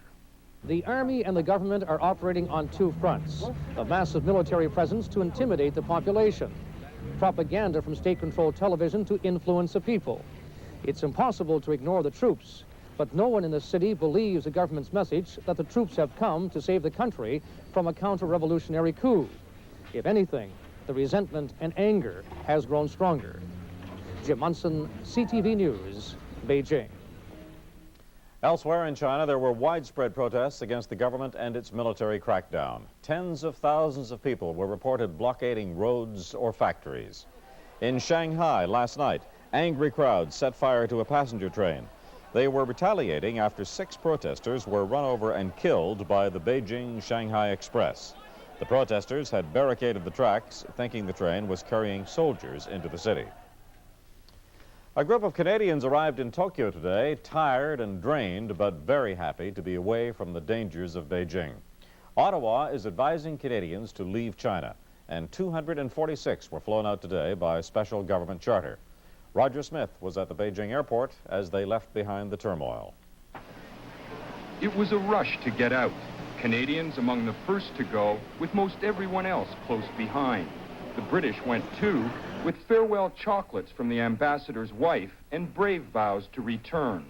At Beijing airport, the fight for seats intensified as news spread that soldiers had shot up the compound where many foreigners live. Groups settled into the relative safety here until they can get tickets out. The Canadians were allowed 1 suitcase each, leaving everything else to the chance of war, not knowing if and when they will return. Most had seen enough to know it was time to leave. The army was completely surrounding the place I had stayed, and when I walked out, they saw me with a camera, and immediately they all stood up and pointed their guns at me. There was about 100. Emotions ran high, especially for a wife whose husband is staying behind. This baby may have been oblivious to the danger, her mother wasn't. But for many, the relief at getting out was mixed with sorrow and fear for the Chinese people. This Canadian teacher is terrified that more of her students and friends will die. I was just talking to a student upstairs who told me 40 of his friends were killed. I mean, the whole place has gone crazy. But in spite of it all, I mean, the people are just so brave, and the students are so beautiful and so honorable. And why the government wants to kill their future? I don't understand. Yet some Canadians have decided to stay. Others are still trapped in distant provinces. Canadian students, they're trapped at various universities. We want something to be done. Tracking down the rest of the Canadians and trying to ensure their safety will be a top priority for the few remaining diplomats. But the biggest group, at least, is out of China and out of danger. No one has a clear idea just how many Canadians are still left in China, though the embassy estimates it could be a couple of hundred. Here at the embassy, there are contingency plans in the works on how to get everyone else out if things do get worse. Roger Smith, CTV News, Beijing. Other smaller groups of Canadians have already arrived home from China following Sunday's massacre in Tiananmen Square. Families and friends were waiting as about 20 people landed in Toronto tonight. Canadians evacuated from Beijing tell horror stories of the killings under military rule. I saw the next day there was, all the tankers were blown up and the trucks were blown up and the trees were in the middle of the road, bricks, stones, clothing everywhere with blood on it. It was just like a war had happened. Ottawa hopes to get all Canadians out of China within the next few days. Every effort will be made, but there's always the chance that someone will be stranded. That's the fear of everyone who has a relative in China, and many have telephoned the government to voice their concerns. Alan Fryer talked to a woman whose brother is having problems getting out. Then why they're not letting them? From her small home just north of Ottawa, Muriel Desaulniers describes the call from her brother. He was crying like a child. Her brother Eddie is trapped in a Beijing hotel. He can't get to the embassy or to the airport. He's been trying, but since they can't get around the tanks and it keeps being sent back to his room, he just doesn't know where else to go. Good evening, External Affairs. At External Affairs, the phones haven't stopped ringing. People just like Muriel, desperate for news of relatives and friends still in China. Do you have a specific address in Shanghai where they can be reached? In the Commons, the External Affairs Minister announced stepped-up efforts to get the remaining Canadians out. Ottawa's trying to get 2 more emergency flights in, one to Shanghai on Friday, the other to Beijing on Saturday. It's also trying to get some military planes in to rescue other Canadians, including 20 University of Alberta students who were stranded in outlying regions. We're working with a number of other countries who have a similar problem to try to ensure that Canadians who are there and want to get out can get out. But Clark admits that in the confusion and the violence that is China, there are no guarantees someone won't get left behind. Muriel Desaulniers is praying that someone isn't her brother. If those kids lose their father and she loses her husband, and it's going to be terrible and even worse because of it being in such a manner. I just hope that they do get to him in time and out. Alan Fryer, CTV News, Ottawa. The United States is telling its people that the situation in China is dangerous and very volatile, and the U.S., like Canada, has asked its citizens to leave immediately. Only a few diplomats will remain. The U.S. State Department says relations between Beijing and Washington are beginning to deteriorate. Both sides filed diplomatic protests today. Robert Hurst reports. The State Department has made an official protest after Chinese soldiers fired on American apartments in Beijing. Inside one was an American diplomat and his 2 children. PLA troops surrounded the entire compound, blocking access. Diplomats from a number of foreign countries, including the U.S., were prevented from entering or leaving. The Chinese are complaining the U.S. ambassador is giving shelter at the American embassy in Beijing to Feng Lizhi, a leading Chinese dissident. Why is the U.S. allowing him to be in the embassy? Because he came and asked. He's with his wife and his son. China has accused Feng of inciting the students' democracy movement. A statement from the New China News Agency said, the refuge provided by the U.S. Embassy in Beijing is an interference in China's internal affairs. China often reacts with fury over defections, as it did 6 years ago when Chinese tennis player Hu Na defected to the United States. Beijing cut cultural exchanges for a year. The shelter that Feng Lizhi is being given could further jeopardize Sino-American relations. It would be embarrassing to hand him back and impossible to smuggle him out. As long as the Chinese dissident is under American protection, the U.S. Embassy in Beijing could become a target. The movement of troops, and they're truly national intelligence agencies with their satellite photographs, are able to track the larger picture, but even there, we don't know why the armies are moving. We don't know who is giving the orders. What we can and do describe are pieces in a mosaic, which we place next to one another in the hope of achieving some kind of random order. Once again, during the course of this day, we have debriefed correspondents, producers, and camera people, and tried to profile the course of events in and relating to China. Here's correspondent John Martin. It has been 4 days since the massacre in Tiananmen Square, but the pall of death and violence still floats across China. Overnight in Shanghai, somebody set the Beijing-Shanghai Express on fire after it ran over protesting students. Today, the burned-out cars symbolized smoldering emotions. The mood here is very subdued and people are increasingly apprehensive. This is the 5th day of the student blockades at major intersections in the heart of Shanghai. In Hong Kong, across a border that will dissolve in 1997 when the British Crown colony reverts to Chinese control, the anger of protests spilled over. A pro-democracy demonstration became violent. Some protesters began throwing rocks and bottles, and they set a van on fire. And in Beijing this afternoon, a team from ABC News found the fear of further bloodshed hanging over the foreign diplomatic compound. There had been gunshots fired into apartments, narrowly missing the children of an American security official. Chinese soldiers were in combat positions all around the area. The army said a sniper had shot one of its soldiers, and they were determined to find their man. Finally, after nearly 2 hours, they pushed through the gates a young Chinese man. He He was yelling that he was not Chinese, but from Hong Kong, yet he was dragged away anyway. At the British Embassy, the ambassador told me that he had lodged a strong protest with the Chinese government and had moved all the British out of the compound after 2 bullets came through the curtains of one of his diplomats. They opened the gates, and I would say the entire compound rushed out. The place was vacant in virtually no time. Foreigners are pouring out of this city as fast as they can. I saw cars and buses today with foreign flags and trucks with luggage racing all through the streets in this area. The whole scene had a very unreal feeling to me, like movies we've all seen of people trying to get out of cities or countries just before a war. Only this isn't a movie, it's real, and I'm here.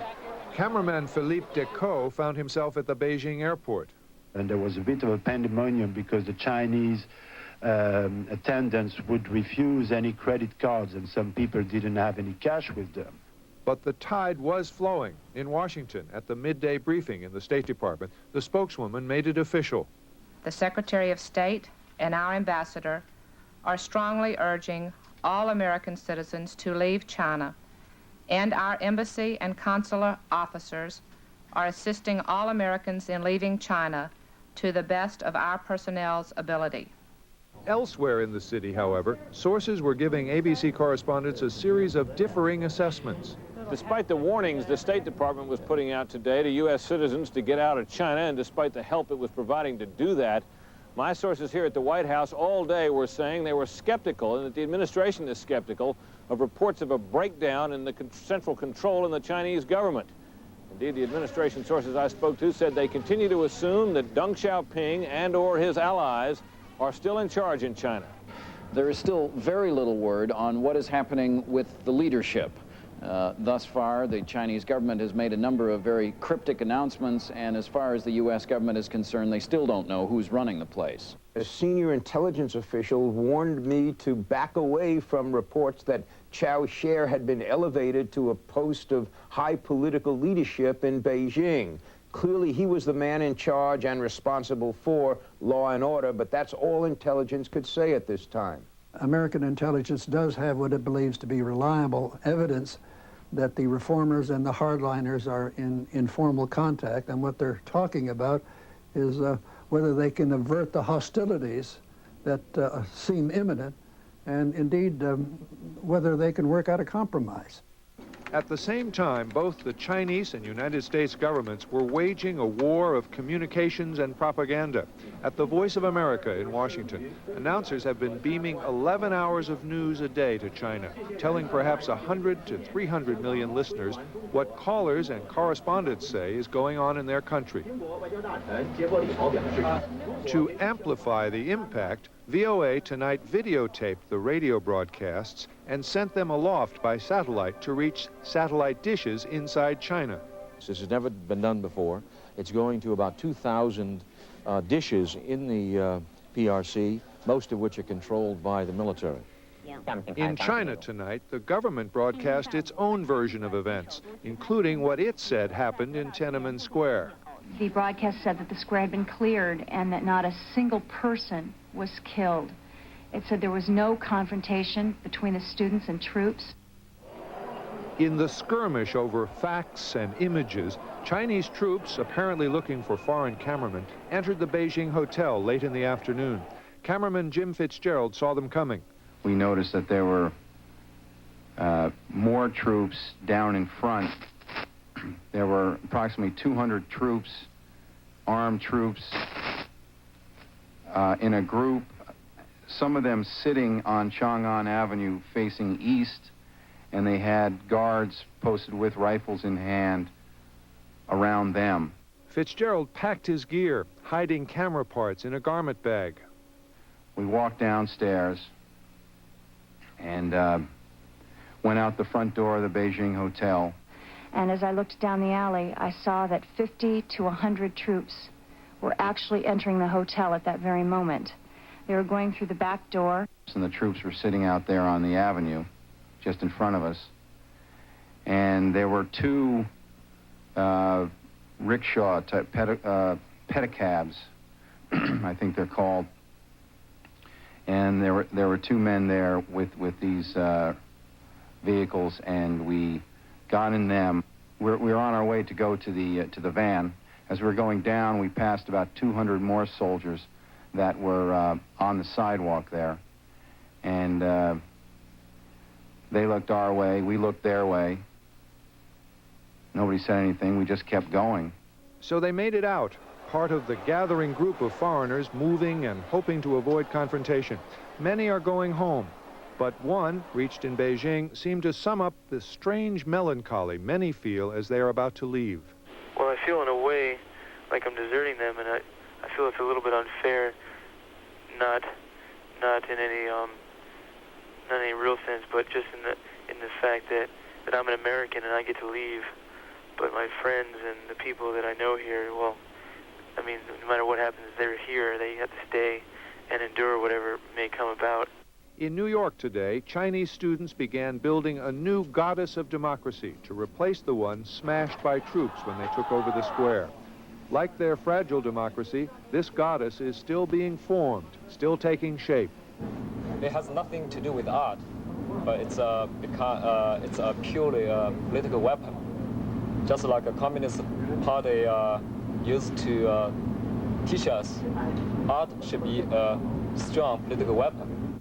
So both sides are using political weapons, skirmishing with issues and images tonight in the final hours of what may prove to be a mass exodus of foreigners from China. This is John Martin for Nightline in Washington. When we come back, we'll get live reports on what's happening right now in Beijing and Shanghai from ABC News personnel on the scene. And later in this broadcast, we'll talk with Pei Min-shin, an activist leader among Chinese students attending schools in this country. This is ABC News Nightline, brought to you by Thompson's of Beijing. So joining us now by telephone from the Chinese capital are Kyle Gibson and Todd Carroll. Kyle, I know that you have been venturing out on the streets in probably the most useful way that you can, by bicycle. What have you found in your most recent venture? Well, I got back about 15 minutes ago, Ted, and it's a gorgeous sunny day here. It seems that the mood changes just about every 12 hours. We approached a corner where we found a small crowd of people, and they were circled around a post where they were studying the bullet holes in the post. On the post was a flyer from the students of Beijing University, and it was addressing the citizens of Beijing regarding the incident in Tiananmen Square. And it said to them that the people must have victory, the people must win. We asked the people circled around this post what they thought about it, and strangely enough, they were resigned to the army, I have to say. One woman said, if they come, we'll run, and another woman said that it's not worth it, they have guns. And someone else said it's no use to be angry under the authority of a gun, and there's no use fighting anymore. Todd Carroll. So, it's a different mood today, a little bit more fearful, I'd say, but in a more resigned mood, really. Todd Carroll, let me just talk to Todd for one moment. You have the enormous advantage over most of us in that you speak very good Chinese. I know you've also been out on the streets recently. In your conversations with people, do you find the same resignation that Kyle found? I found some resignation, Ted, and a lot of anger. A lot of the people are denying strenuously that they are ruffians, as the TV has been saying, and counter-revolutionaries, and they want to fight their government. Some people were screaming at me that the government is a fascist government, and if they only had weapons, they'd fight back. But most of them are resigned. They're out buying food, and they say we have to stay in our homes because it's simply too dangerous to stay on the streets for too long a time. They're afraid of the troops. What about the commerce of Beijing these days? Are the stores up? I understand that there are food stalls open, but are people going to work at all? Is the subway functioning? Are the buses functioning? Well, the buses certainly are not functioning. The traffic in the center of the city to the north of the Forbidden City was almost entirely bicycles, a few trucks going through. Private vendors are running stands selling vegetables at very inflated prices today. Most of the stores are closed. Now, our colleague Mark Litke is many hundreds of miles to the south of you in Shanghai. Shanghai in this drama has seemed to be a couple of weeks behind Beijing, but where are things today? Do they still seem to be moving toward some sense of military crackdown, or have things quieted down again, Mark? Ted, things have quieted down quite a bit. Ironically, as we speak, there are dozens of Americans at the airport right now preparing to board a special flight to evacuate the city. Many of them saying they don't want to leave, but they're afraid it's the best thing to do at the moment. But the city itself is so calm and so returning to normal that if you were set down in the middle of Shanghai right now, you'd find it difficult to believe that there was chaos elsewhere in China. Many of the student barricades have been moved aside. There's definitely a cooling of emotions here and a sense that confrontations are not imminent. It may be that here, as in Beijing, people are just resigned to the events that have taken place and are waiting to see how they're played out in the capital. Now, Mark, the students were mounting or talking about mounting a boycott of some kind. Have they given up on that?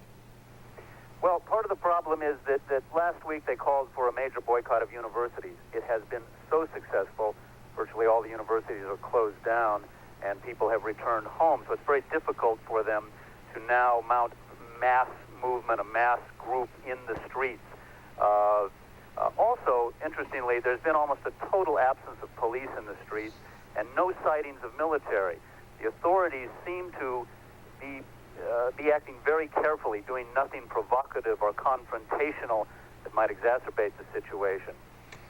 All right, Mark, Todd, Kyle, if you'd be good to the immense relief of family and friends. Earlier this week, we told you about a Vancouver woman who was worried about her husband's safety and a mother who was concerned about her son. Today, their worry is over. Paul Heaney was at the airport. 6:45 a.m. and Josephine Cho Duke is anxious. Her husband, Michael, had twice tried to get out of Beijing, but was turned back. This morning, his and her luck changed.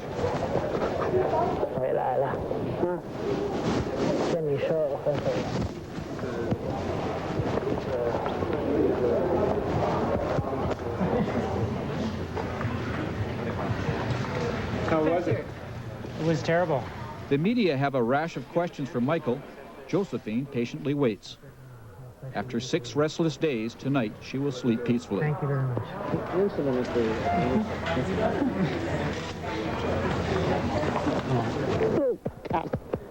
It's okay.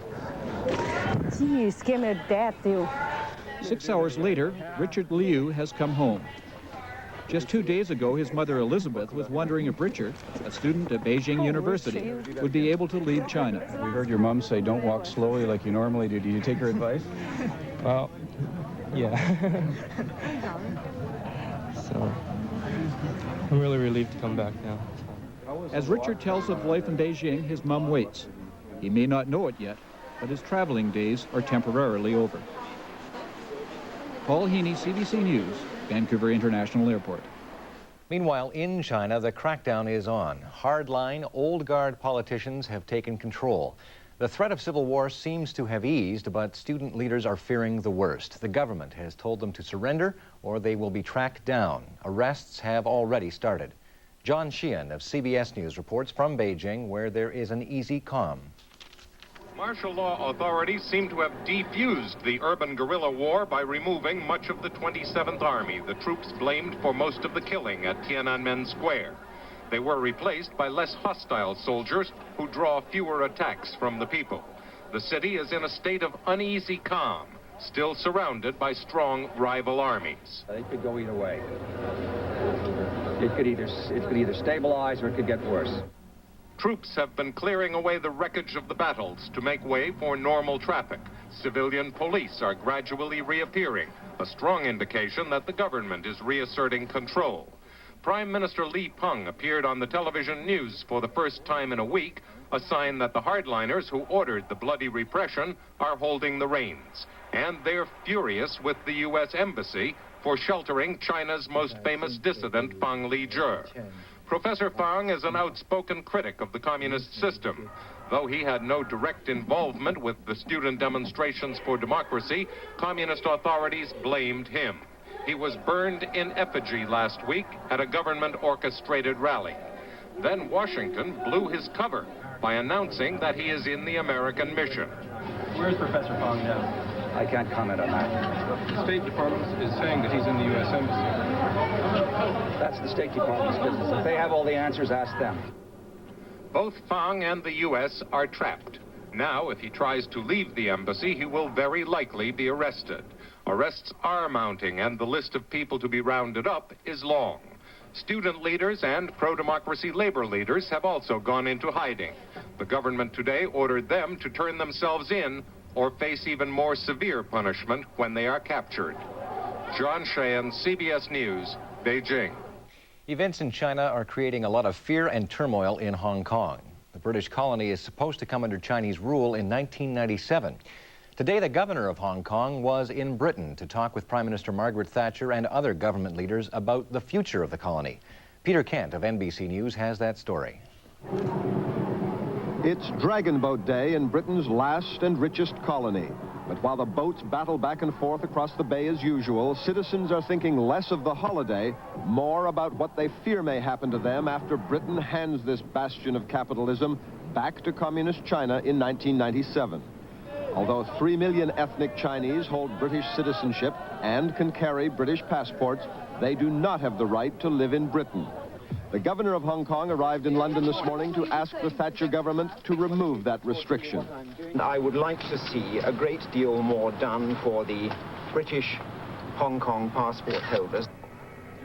The long-term fate of Hong Kong citizens was not uppermost in the minds of several thousand people who held an all-night vigil outside the Chinese embassy in London. Arise, ye starvelings from your slumber. Singing the Communist Internationale, led by Vanessa Redgrave, they want calm tonight, almost back to normal. There's less tension than there has been all week. The streets are being cleaned up, the burned-out wrecks towed away. But underneath it all, as one student said, everything is boiling. Students are scared, some fleeing for the countryside. Foreigners are still scrambling to get out. Fresh troops have now rolled in to replace the soldiers who let loose the bloodbath in Tiananmen Square. And the strongest sign yet that the power struggle at the top has left the hardliners in charge. Premier Li Peng appeared on television congratulating his troops for a job well done. But diplomats warn that it's all still very unstable and impossible to know if anything has been settled. We begin tonight in Beijing with Patrick Brown. The tanks are under wraps as the authorities try to put a less menacing face on martial law. Troops are deployed instead in trucks or on foot, some carrying brooms to assist in the cleanup of the debris of the bloody weekend. The usual bicycle bustle of the city streets is much subdued, but there's enough movement to warrant the reappearance of traffic policemen at intersections that only yesterday were guarded by tanks. As more shops and offices reopen, daily life has become easier. Defiance seems impossible. The only sign of dissent, flowers placed before a bullet-riddled statue. Reporting has not become easier with the reduction of tension. A BBC journalist and his crew fell foul of security men. Suddenly, we were attacked by half a dozen policemen. Each of them had a loaded cocked pistol. First, they smashed half our equipment. Then they forced us at gunpoint to kneel in the road and threatened us and cursed us for 2 tense minutes. Local residents are sometimes wary. Fear of reprisals does the work of martial law. The fact that people feel able to move around the streets again doesn't mean that Beijing has returned to normal. Far from it. There are still big question marks hanging over the army, the political leadership, and the future of the protest movement, suppressed here in the capital, but very much alive elsewhere.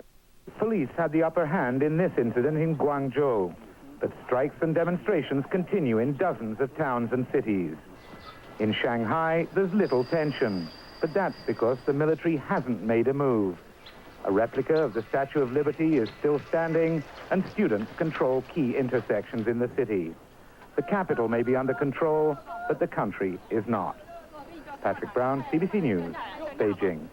Well, whatever they may be seeing on the streets, the people of China are now getting one clear message from their television sets. The hardliners are in control for now, and the government plans to hit back hard at any students who took part in the protests.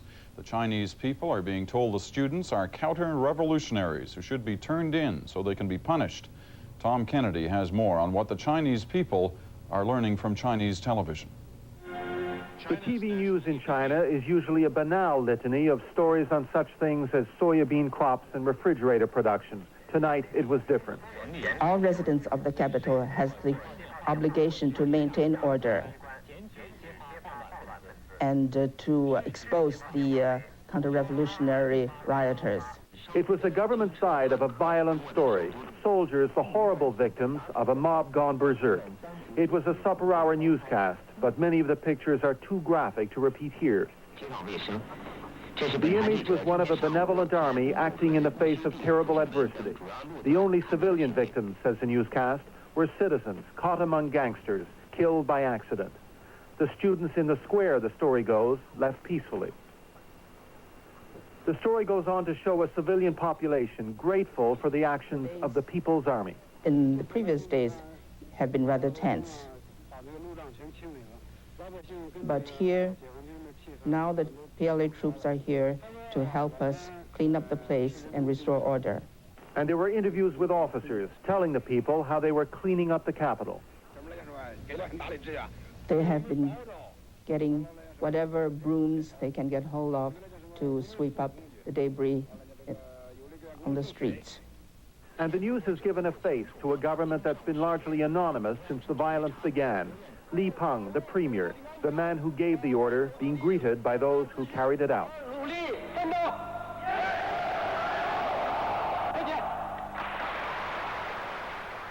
And an ominous warning.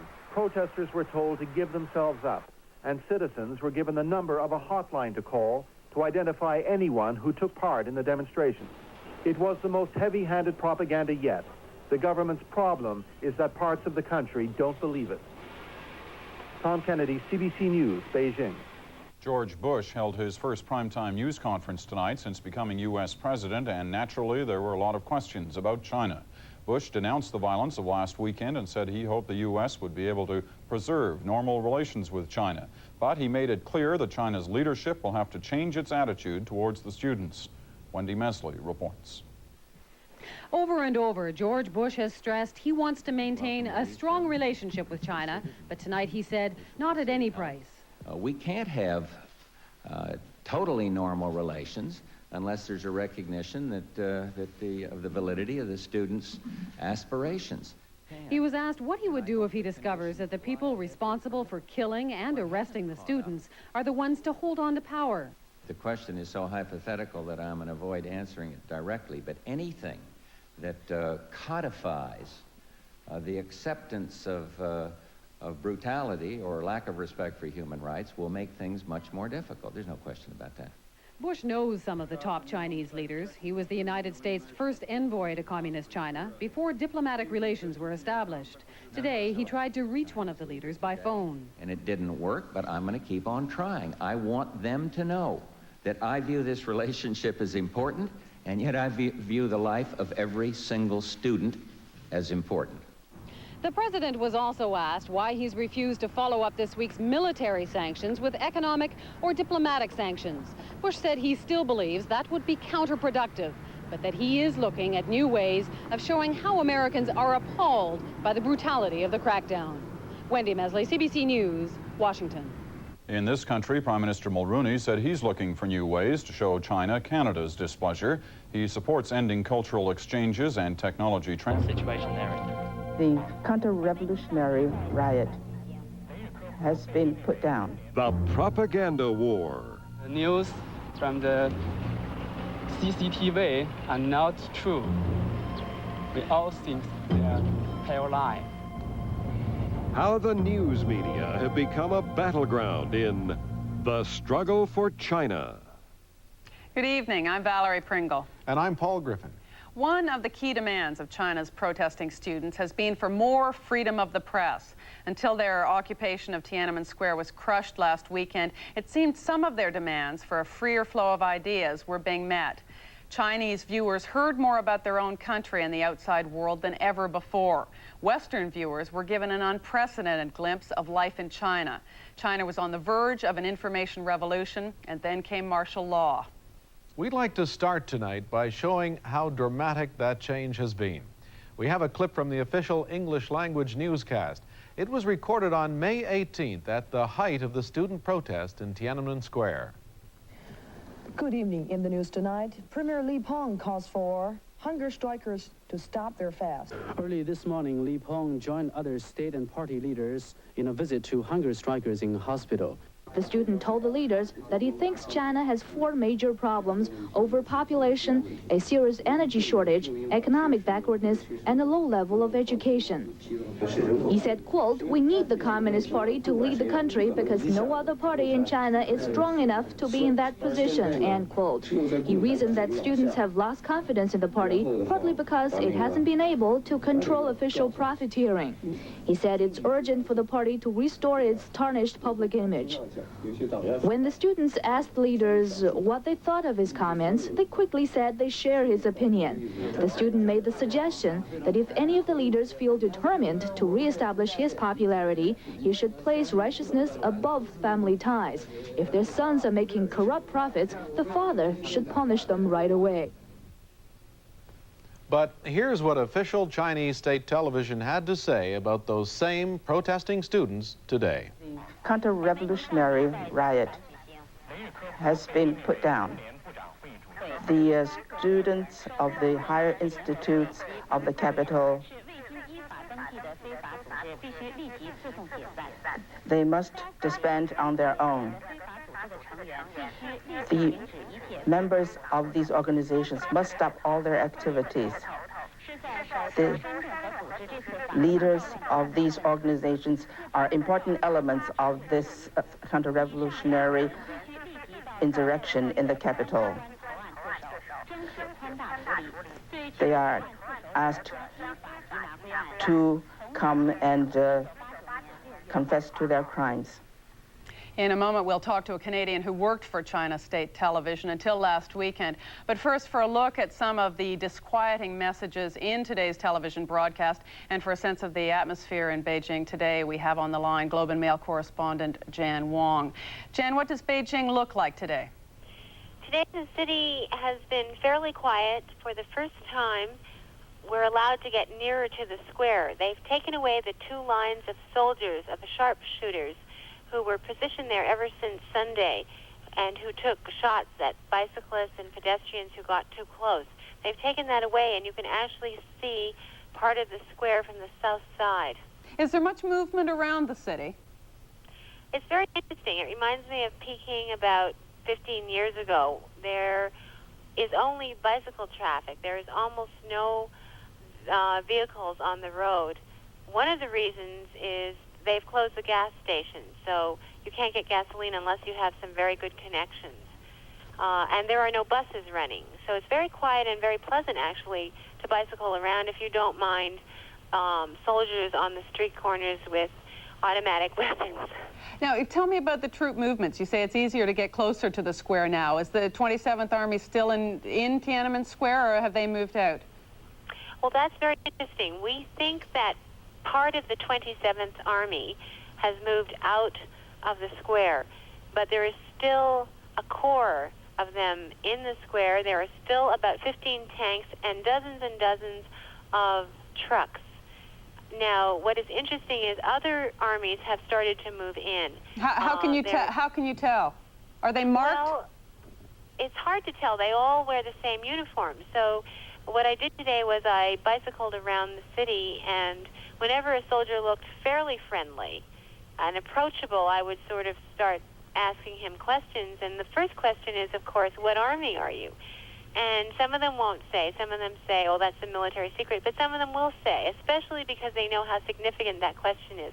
The ordinary people want to know if that soldier is from the 27th Army, because they're the ones who did the killing. And so these soldiers are more than ready sometimes to say, well, no, I am from the 20th, or I am from the 63rd Army. Is there evidence that the government is trying to round up the student dissidents after they'd put that message on Chinese television that people should phone in and report them? Tonight, I tried to call the hotline. I wanted to see whether I could get through, whether the lines were jammed. The hotline, curious. the number they gave out to report people. Yes, I took down the numbers off the television news, and I called it up, and it was picked up on the first ring. And it was a woman who answered, and I just said, well, I was just wondering, what kind of information you want. I didn't tell her I was a reporter because she would just hang up on me. I just said, what kind of information do you want? And she said, the more concrete, the better. And then I said, well, what happens if I tell you something? And she said, well, we will protect you. No one will know. So in other words, they are relying on anonymous phone calls to go after people. They want specific names and specific dates and times of people. And I think this is going to end up being a witch hunt because the accuser can be anonymous and the accused will never know who said what about him. Yeah, now, and they will go after them.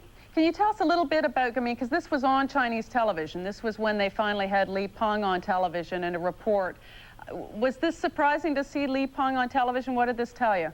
What was interesting is that the Premier Li Peng met soldiers in the Great Hall of the People. We saw this on television.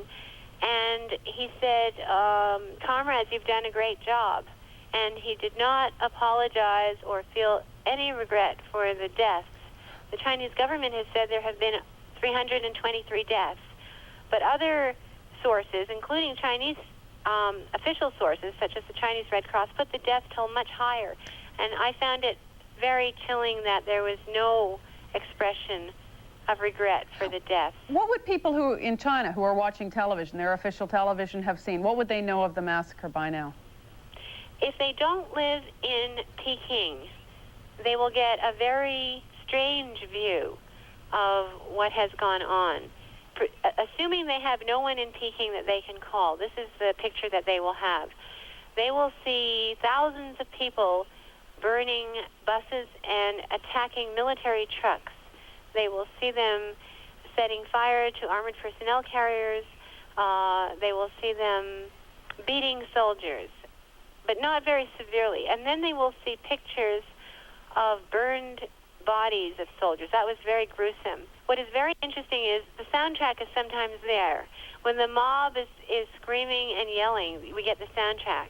But then it turns off, and you know, at least I know because I've seen this, that that's when the gunfire started. Or that's when the students started shouting slogans against Premier Li Peng. So it's heavily censored and heavily biased. And they're starting to cut off CNN and the American networks that previously have been coming into the hotels in Beijing. That's right. That affects really foreign tourists and foreign journalists who are staying in the hotel. But interestingly, it affects the Chinese employees of the hotel who have been glued to the television set and presumably have been telling all their friends and neighbors what they've been seeing. Thanks, Jan. Thank you. As we showed you earlier, Chinese television has changed radically in the past month. In Hong Kong tonight is Canadian journalist Bob Nixon.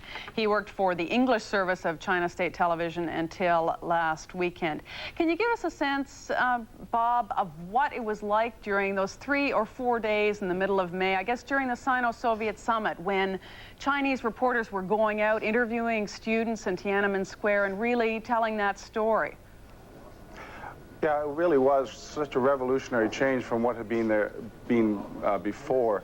You have to remember, it's not like Canadian television where the journalism reporters takes often an adversarial role against the government, a watchdog role. In China, journalists often work as spokesmen for the government. We spend an awful lot of time applauding what the leaders do. And of course, and we don't really talk about problems within China unless the Communist Party thinks that there's a problem. But what was happening during those days? Was someone from the government saying, look, you can go and talk to the students, that's okay, we want that done? Or did people at the station elect themselves to tell that story because they felt there was an opening? Well, I think there was an opening, and one of the, as you might know, China State Television went on strike during the Gorbachev meeting for several hours, as did most of the other state-run news agencies, including the Communist Party newspaper, the People's Daily. I think what happened was that we got caught up, or the people there got caught up in the dynamic of the student movement. What had started as a demonstration, I remember the first demonstration of only 2,000 or 3,000, suddenly blossomed into millions of people out on the street. And we were caught up in that. It was just an amazing thing to see people challenging the government. Our people went out on strike on the Tuesday, I believe, of the second day of Gorbachev's visit, and I remember marching with them saying, we have to, down with the Minister of Communications, down with Li Peng, down, you know, all the slogans which everyone else was chanting. But did and that come after? Sorry, continue. Well, apparently that night, the Minister of Communications was so worried about that, he did not send his regular emissary to go and censor the evening news. He told the Director of Television to do that. I guess the powers that be suddenly realized that the Director of Television wasn't going to do that. And suddenly everyone, not just television, but radio and state newspapers, began reporting in full. But that, sorry. I remember on the Thursday, the last day of Gorbachev's visit, which had been just up till then the big story. We made Gorbachev the 9th story. The first 8 were on the students and the government response to the students. You have to remember that because we spend so much time just being propagandists for the government, it was such a revolutionary thing for these people to be able to go out that they were really excited. There was none of the lethargy that I'd noticed around that newsroom before was there. It was really electric. Well, what happened then when martial law was imposed? Did anyone question how they should handle it, or did the veil just come down again? The veil came down, boy, with it chopped down. We were told on Saturday afternoon when we heard about martial law, and suddenly instead of us doing 8 and 10 stories, we had only doing 4, and none about students. Did anyone say, do we wish we could, or did anyone say, how can we cover martial law, or was it just understood there was no discussion? It was no discussion. You know, it was, we realized that it was pretty serious. In fact, even with international news, I remember part of our job is to also report on international news. We're told we could no longer cover the students' demonstrations in Korea because they throw Molotov cocktails. Okay, and we could also... I was going to say very briefly, what happened to the reporters? We saw Wei Hua, one of the journalists broke down announcing martial law. What happened to these people? Well, as to the reporter who broke down, the Hong Kong newspapers are saying he was shot within an hour after going on and blurting out, oh, what a terrible tragedy this is. My government has just killed 1,000 people. We know who that person is, and some of my friends talked to that person several hours after, but he hasn't been heard from since, and when they did talk to them, he sounded very, very frightened. As for Wei Hua, who was sort of I suppose, the darling of North American news media, she appeared on Nightline and said perhaps it's time Deng should step down or retire. We haven't heard anything about her. I've heard some very serious, sinister rumors about her fate. However, my boss tells me she's fine. Now, your last newscast for Chinese television was Saturday afternoon before the massacre. Yeah. Yeah, I remember my final story was on Beijing is still open for tourists. Please come. The Forbidden City might not be around. You might not be able to walk around Tiananmen Square that easily, but tourist facilities are very open. It's kind of an irony. Do you see any point in going back? You've taught there for a long time. Can you teach them anything now? It's very easy, I think, to be, I guess, an intellectual prostitute when there aren't that many stakes. The stakes aren't that high when you're just business as usual, but it's very difficult to do that for butchers. I can't see myself going back. Thanks very much for talking to us. Okay. Xin wen si yo. In a moment, we'll look at how Chinese students in Canada are getting involved in the battle with the government in China using unusual methods. The journal's coverage of the struggle for China continues. China! China! China!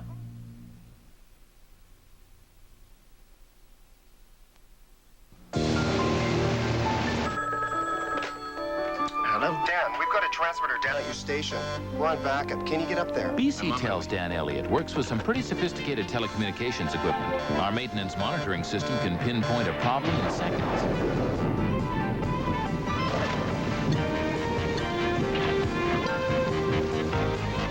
Having the highest quality telecommunications is great, but you need top quality people like Dan Elliott to make it run smoothly. John Elias, basketball coach. Condition, headache. Someone has put something around my head like a band, and it's tightening. Are you reluctant to try Tylenol? I am. skeptical of trying different things. Clinical studies prove Tylenol has the strength to deliver effective relief, and Tylenol caplets are easy to swallow. How do you feel? The headache is totally gone right now. I feel very good. The Tylenol caplets were very easy to swallow. Good results, good product, Tylenol. To get the 47 standard features we include in the Dodge Shadow and Plymouth Sundance, our competition would ask you to do a lot of extra shopping. With the Dodge Shadow and Plymouth Sundance, you get it all under one roof. Chrysler, changing the landscape. If you are the person who chooses the copier for your company, the copier that everyone counts on every day, which copier are you going to choose? Today, more people pick Canon copiers for features that make everyone's job easier, for the price that fits into the budget. Above all, they pick Canon for peace of mind. Because after all, this is the copier that everyone counts on every day. Canon, it's the comforting choice.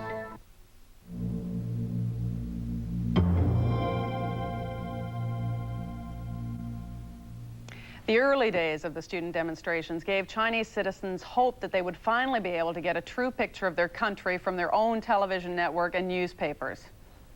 But when the army cracked down and the old censorship returned, citizens were once again in the dark. Tonight, the Journal's Catherine Olson reports on how people in North America are sending information on China back to China. The deadline is fast approaching for tonight's news bulletin to China. For the last 2.5 weeks, Chinese students at the University of Toronto have been scouring the international press for stories about the turmoil in their country. A synopsis is cut and pasted together. Then the fax machine is used to get around the government censors. And the day's highlights are fired off to student organizations and businesses in China. Hai Sheng and his friends want to provide an alternative to the official line of the Chinese government.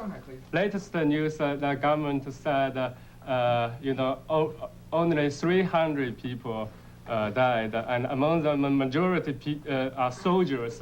Only 23 students were killed. So that's totally lie. That's why we want to, break this kind of lie. Information is extremely important there because most people are not aware, simply not aware of what the government is doing.